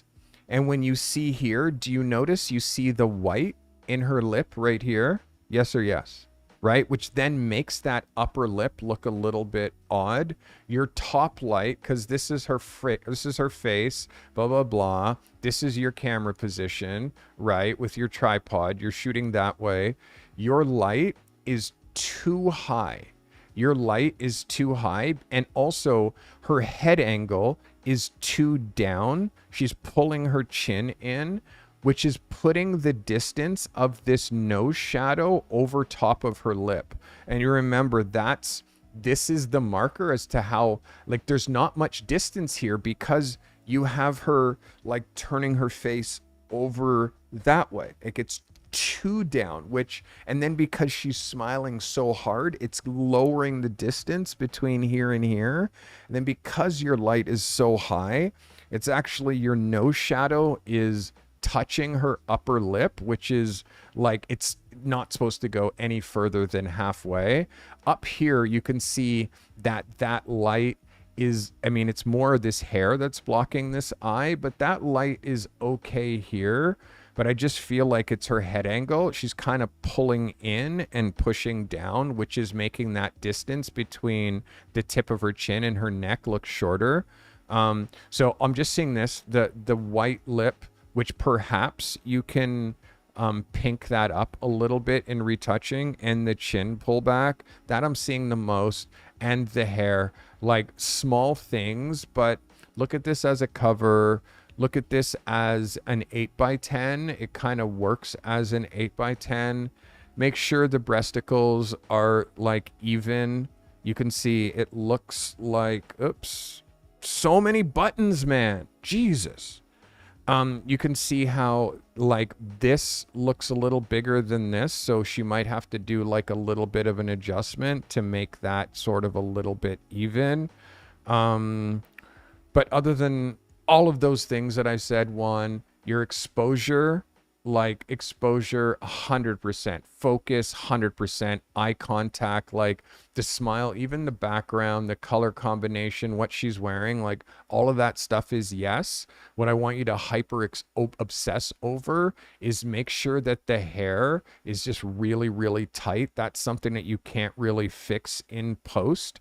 And I'm not saying have your models like stick their chin out, but like when our faces are at this plane, that it can't be on that angle is what I'm trying to, right camera, wrong camera. Yeah. So it can be at this plane, chin out, drop down a little, but she feels like she's down this much too much. I know I'm over exaggerating and that's not actually how she is, but because she's pulling her chin in, even if her head isn't down like that, because she's pulling her chin in, it shortens that distance under here, which just for me looks a little bit odd. So this is all the stuff that we're looking at when we're choosing frames, and also when we're shooting. This is the stuff that we're adjusting. Yeah, this is, again, a good swing. I'm sure she's going to be thrilled with it. Yes, it can go in your book, but again, you're in my accelerator program. This is like, you're like up here. I'm trying to get you up here. And that distance, like between here and here, that nuance is so narrow, but you see how I look at photos. You have to look at your own photos with this same level of obsession. But yeah, you're on your way, my guy. I'm so glad you're here with me. Good shot. Good shot. That is Juan Herrera. Let's get it on. This is Samuel sailing. Samuel is an architecture and interior shooter. Samuel says this is a furniture studio photo shoot. It's a combination of 2 ambient light exposures with light off and 1 exposure with light on. Shot with the Sony a7 IV 16 to 35 millimeter 2.8, shot at 16. ISO 100 f11 at a 40th of a second. 40th of a second. And then the second exposure was at an 1/8 of a second. This is Samuel sailing. Samuel. Yeah, you're really starting to get this. You're really starting to get this. Like small things, I would take these plugs away. I mean, I know real estate guys, like, they want to see outlets, but the way that these outlets interfere with the hard edge of your table, I would take those away. These here, just blend, just take that away. Tablecloth, the setting, everything looks good. Background looks good. The reflection looks like really good. The outdoor space looks really good. Your lines are straight.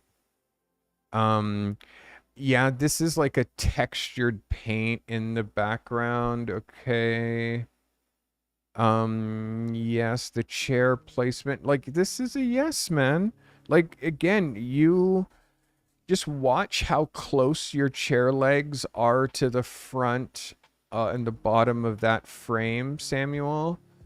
But other than this, and these chair legs just being just a touch tight to the front, this is 100% yes. 100%. Well done. Well done, well done, well done, well done, well done. Really good balance. because it's really hard when you have such light coming in from one side of the room to balance the light on this side so it doesn't fall off. But you did a really good job. This is really, really well done. That's Samuel Salling, everybody. Architecture and interiors. We are down to the last 5 photos. And by the way, guys, if you've enjoyed hanging out with me, like, do me a bly, like, leave a comment under this. If you appreciate my no bullshit way that I look at photography and help these photographers, like, leave a comment. Like, it helps me. And if I reviewed your photo today, leave a comment. If you've learned something by me reviewing one of these photos, leave a comment. Like, it helps me so much when you do that. Leave a comment. Easy breezy. All right. This is Lamont DeSalle. This is a model from out of town, shot outside with one Godox Pro and a beauty dish. So 2 lights. Let me know if this image works for my portfolio. Z6, 50mm 1.8, ISO 800, 1 at 1.8. Shooting wide open at a 60th of a second. Shooting at ISO 800 with lights outside. ISO is too high. You're also shooting at 1.8, which is wide open, which worries me. And then at a 60th of a second. I'm worried about this, Lamont. Let's see what Lamont DeSalle is doing. Lamont. So it's just about the pose. The pose is, and like the leg open like that. This upper leg just opens her parts in labor too much. It's like, and then I feel like this, she's got fuck me eyes, and to me it's too sexually charged. Like, not all of your work when you shoot females has to be sexually charged. She's wearing a non-sexual outfit, but the way that she's standing on this step, like, and like just being open that way, it's like, what kind of a girl is that? And that's what I'm thinking as the viewer, and this is what your viewers are thinking as looking at. And then also, so good location, good light, but not the right pose and like the right body language and the right message. I think that that's the thing that we're trying to zero in on, message. Like, let's look at Lamont, your website.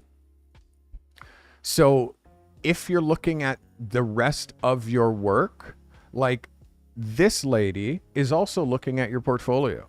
You know what I mean? And again, this, so much more elegant, so much more fashion, so much more the right idea, the right girl, the right makeup, the right like location, and the right body language. And then I want you to look at this. Okay? And again, this is your work. This picture and her body language versus this picture. Which one do you think is a better representation of you and your work? This picture or this one? So if this is the new one, I don't think this one cuts it, because again, she's not doing what this girl is doing, which is elegant and tasteful. Like this, like, you have the work, like, look at this, and then look at that.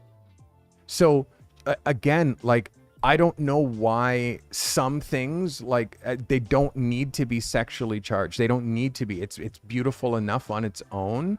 For me, this is not good enough, because either you're putting her in that pose or you're letting her pose that way. Either way, no bueno. And again, Lamont, it's like I have to try to help because you're in my accelerator program. This is what I do. But me showing the comparison to your own work, I hope this adds another level to it, so you can see like the difference between like elegant and not, and decipher that when you're shooting, and lean more in on this and less in on this, because this is giving the wrong message and it's lowering your value. I hope you get that clearly. That is Lamont DeSalle. All right. This is Mike Graves. Graves says, hey, Carty and crew. A7 4 135 millimeter f3.2 ISO 100 at 100th of a second. Watch that shutter speed, Mike. It's 1 over the longest focal length of the lens. You're shooting with a prime 135.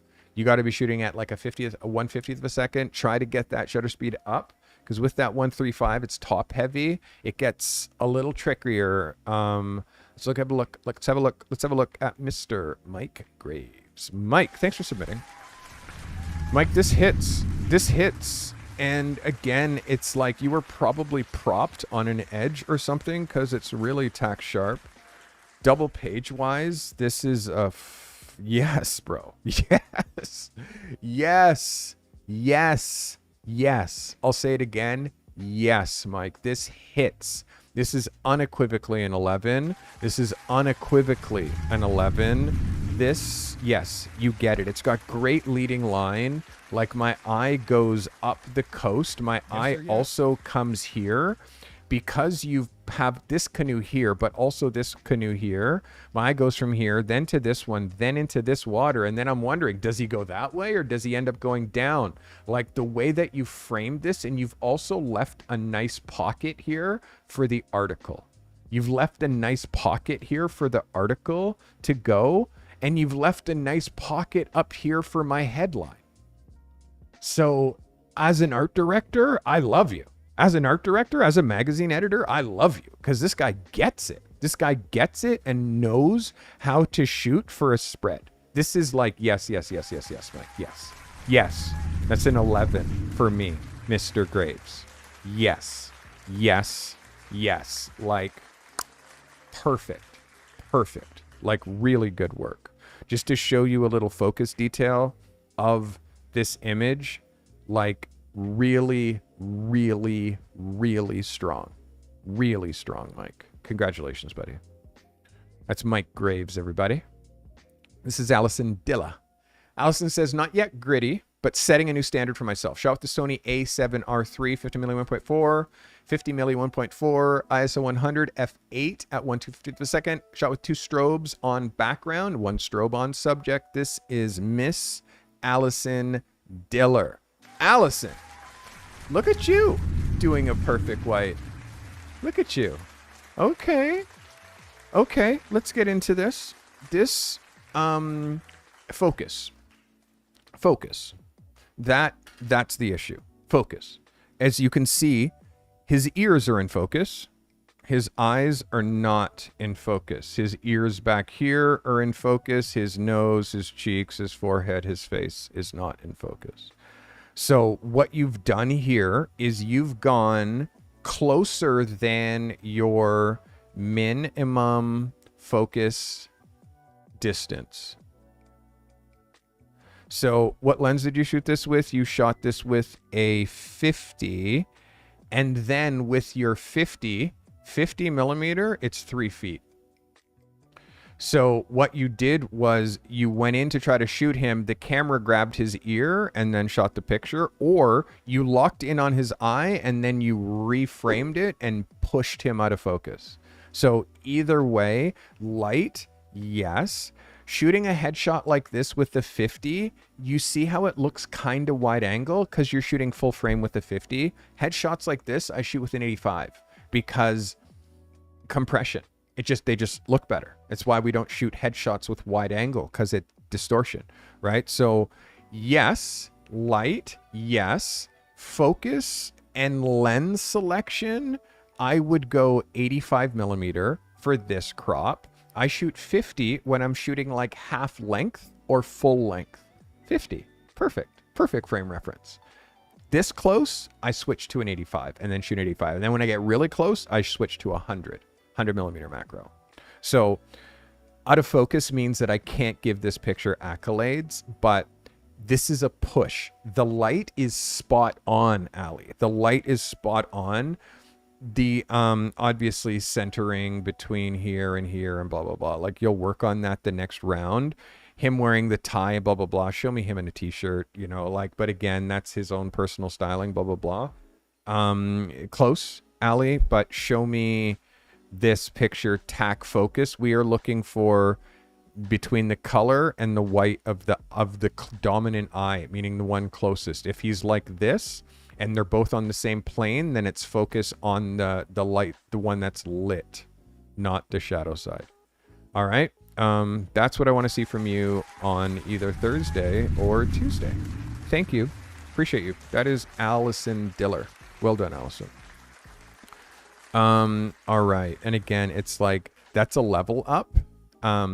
But the out of focus is a mistake. So this is Nick Johnson. This model felt like a typewriter for this shot. I had to rewind and rerun the sequence about 25 times to get the stride right with her face just in the right pocket of dappled light in this alley downtown. Also, while I walked backwards to avoid falling into traffic. Shot with the R5 Mark II, 50mm 1.2, ISO 400, 1/400th of a second, f8. Now I want you to watch Nick shooting full length with a 50. And this is all natural light. Nick Johnson, everybody. Nick, let's get it on. So you can see proportion-wise, Nick, I mean, I'm not sure about this shot because you're skimming this background so much, and the exposures that I'm seeing in here in the yellow so over-dominate her skin tone. The color of this wall is kind of competing with her complexion, and then not shooting perpendicular to the wall and skimming, and then her eye contact, like and then where you're cutting her feet. So and then her body language, like for all of those reasons, like this one doesn't hit. And again, Nick, it's because it's competing with the other stuff that you have on your site. It's also competing with other stuff you have of her.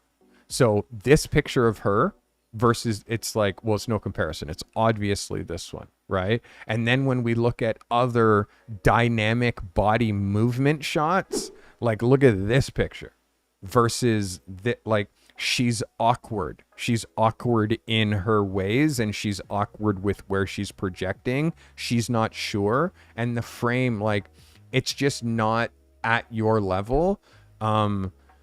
And just because, again, Nick, look what it's competing against.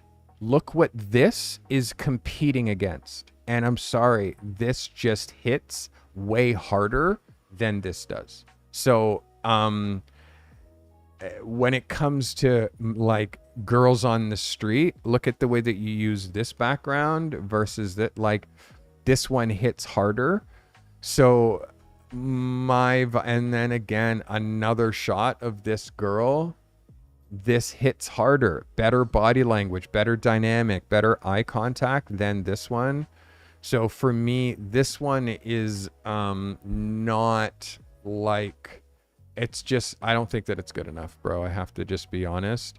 And just looking at the other stuff in your portfolio, this, yeah, it's like you're getting so good that not everything that you shoot makes it. So for me, this one is like almost, but not there, Nick. Not this one.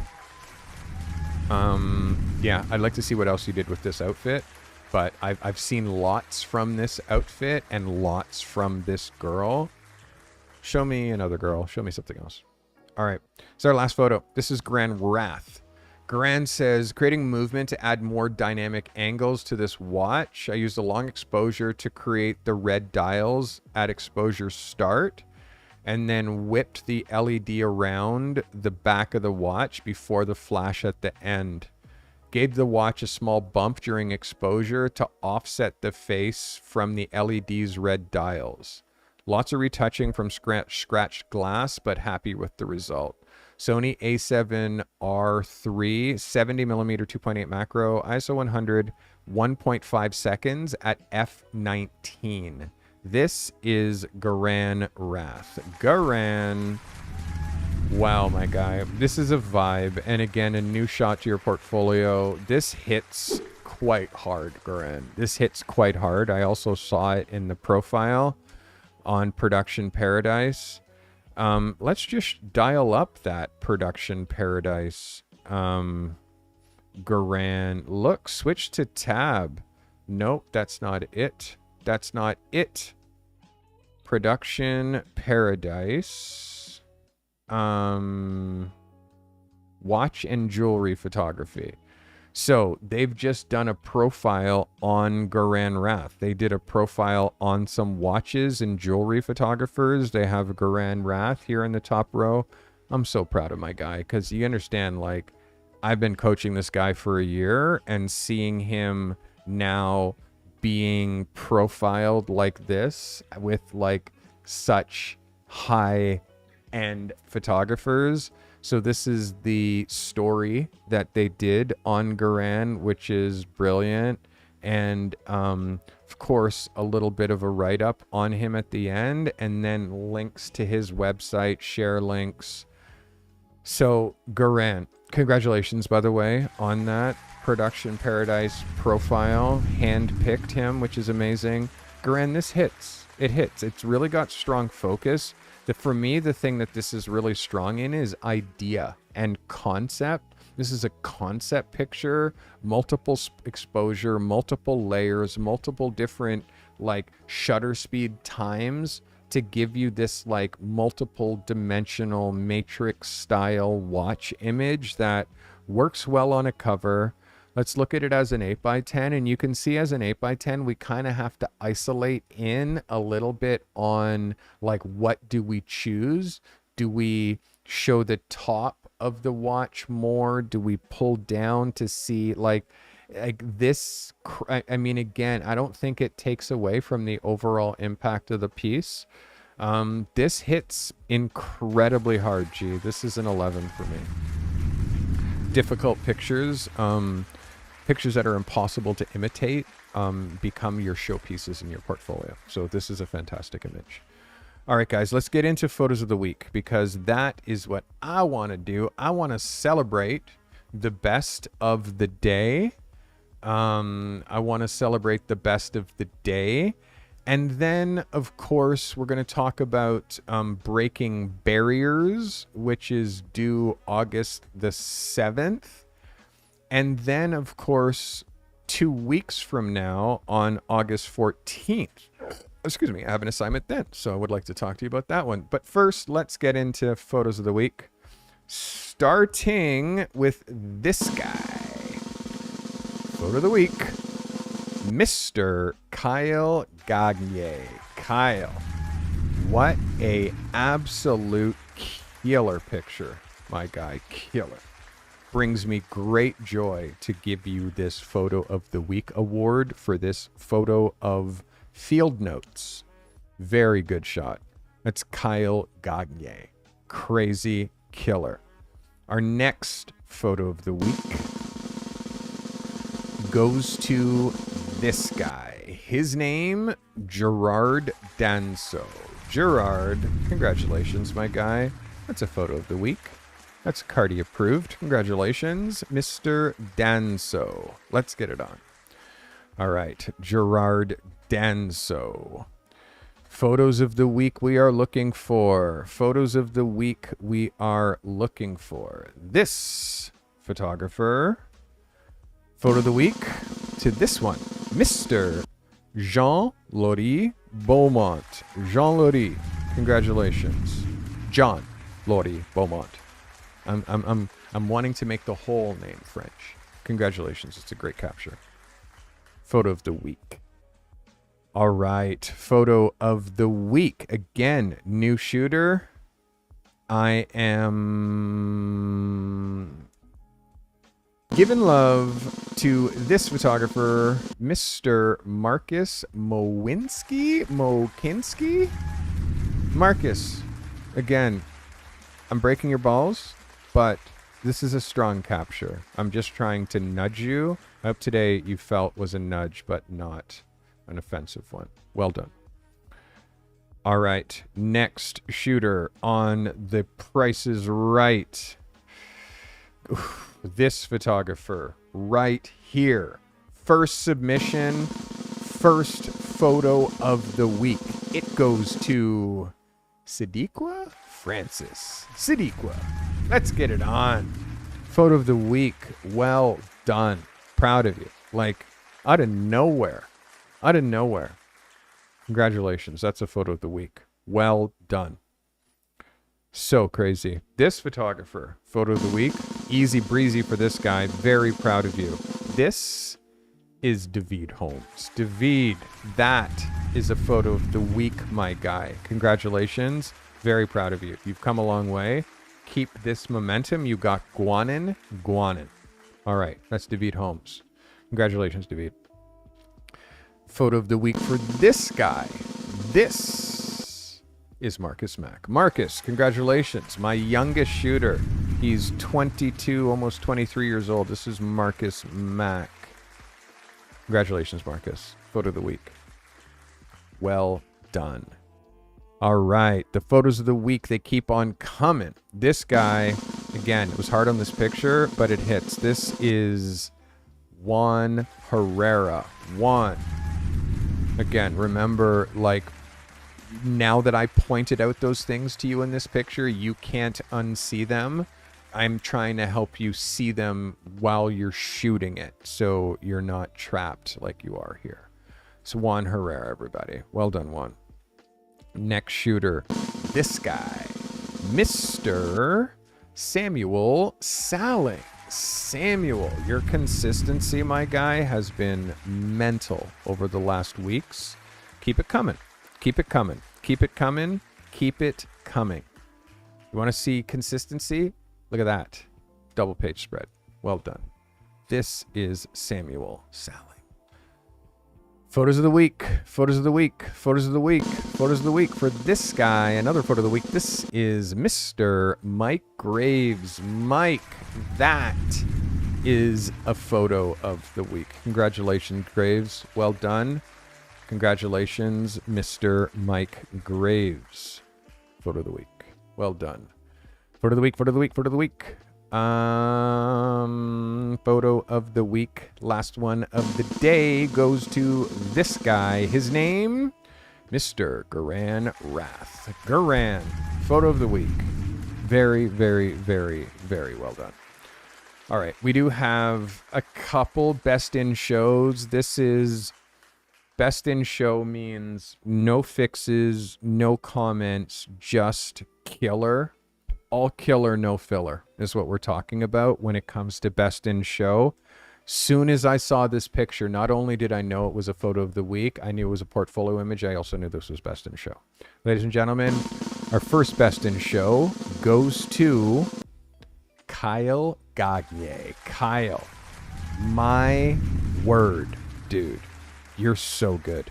You're so good. If I could just keep you on track, keep you on the tracks, bro.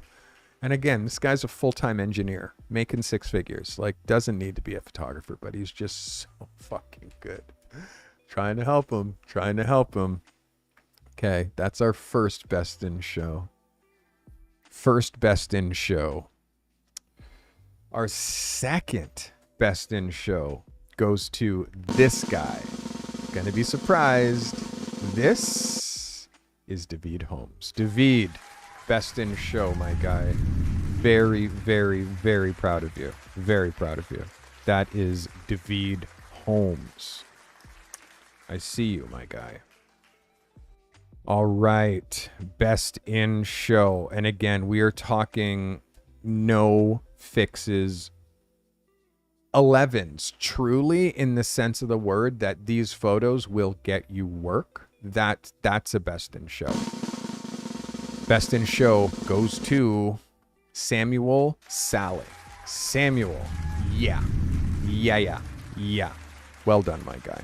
You shoot this stuff incredibly well. That is Samuel Salling. Well done, Samuel. And this, where was I after that one? Where was I? Oh yeah, just after that one. Yeah, I got two more. Best in show, this photographer right here, Mike Graves. Mike, that hits, my guy. I don't think that this might be your first best in show. Congratulations. This is, yeah. What do I say? Yes. Congratulations, Mike. And our last and final best in show goes to the man, the myth, the legend, the one and only Garan Rath. Garan, congratulations. Well done. Production Paradise placement, interview, photo of the week, best in show, some new work for your portfolio. Guy, very proud of you. That is Garan Rath. So, guys, those are your best in shows. Those are your photos of the week. Now, let's talk about week 31, which is next week. This is due August the 7th. There is an assignment called Breaking Barriers. I announced it last week. It is in the assignment folder in the community. Breaking Barriers, due August the 7th. The goal is for you to do something you haven't done before, to take yourself outside your comfort zone and make yourself do something uncomfortable, and document that, photograph that, and send that to me, and get it to me on August the 7th or before. The assignment due 2 weeks from now for August, for week 32. This is going to be due on August 14th. This is called intelligent imitation. Intelligent imitation is an essential skill, I believe, for all photographers. I feel like all photographers need to see what photography is working, see what photography is being hired, see what photography is on magazine covers, like see what photography is in advertising, and then choose a niche and then make photography just like that. Like intelligent imitation, not asking you to imitate a photo, but I'm asking you to imitate a style, a sensibility, a vibe. Like intelligent imitation is how this business works. Like this is how hockey works, how every sport works. Like look at Wayne Gretzky. Okay, be like him. You know what I mean? So I'm just a lot more refined as far as the way that I explain it to you in the Carty method than that. Do that. No, I tell you exactly what to do. But this is the intelligent imitation assignment for week 32. It's due on August the 14th. Thursday, I'm going to be looking at assignments. I forget what assignment I'm going to be looking at on Thursday. But Thursday is the pro level assignment review show. I will be here with bells on at noon waiting for you. We got videos that we're working on. We got videos that are out that you guys need to watch. I encourage you to join Portfolio Lab. There is nothing like what we are doing here on YouTube out there on the internet, because I have my team research to make sure that, that I have a very unique offering. Guys, you made it to the end. This was Portfolio Lab. I hope it brought you value.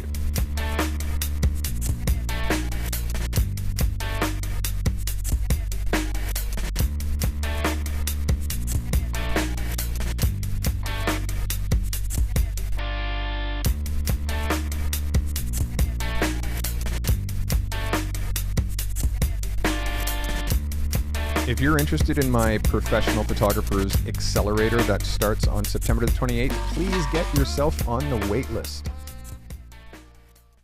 This commercial-free live stream was brought to you by the members of this channel. If it wasn't for you, we'd have to fill up these live streams with ads that would just interrupt the flow.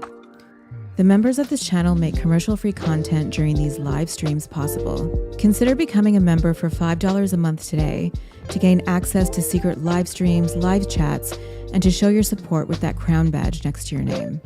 Sharing is caring. If this content has brought you value today, share it, clip it, post it to your socials. Curating and sharing helpful content makes you an expert, even if the content you're sharing isn't yours. Be a curator and share this content with your network. If you're an emerging or struggling photographer that's trying to break free from your current 9-to-5 grind and transition to the life of a working pro photographer, that's our obsession here at the Carty Method. Register, get the support you need.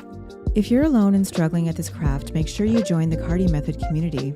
You'll always find help in the show notes. Subscribe on Apple Podcasts and Spotify. Find your creative and business genius with the Carty Method.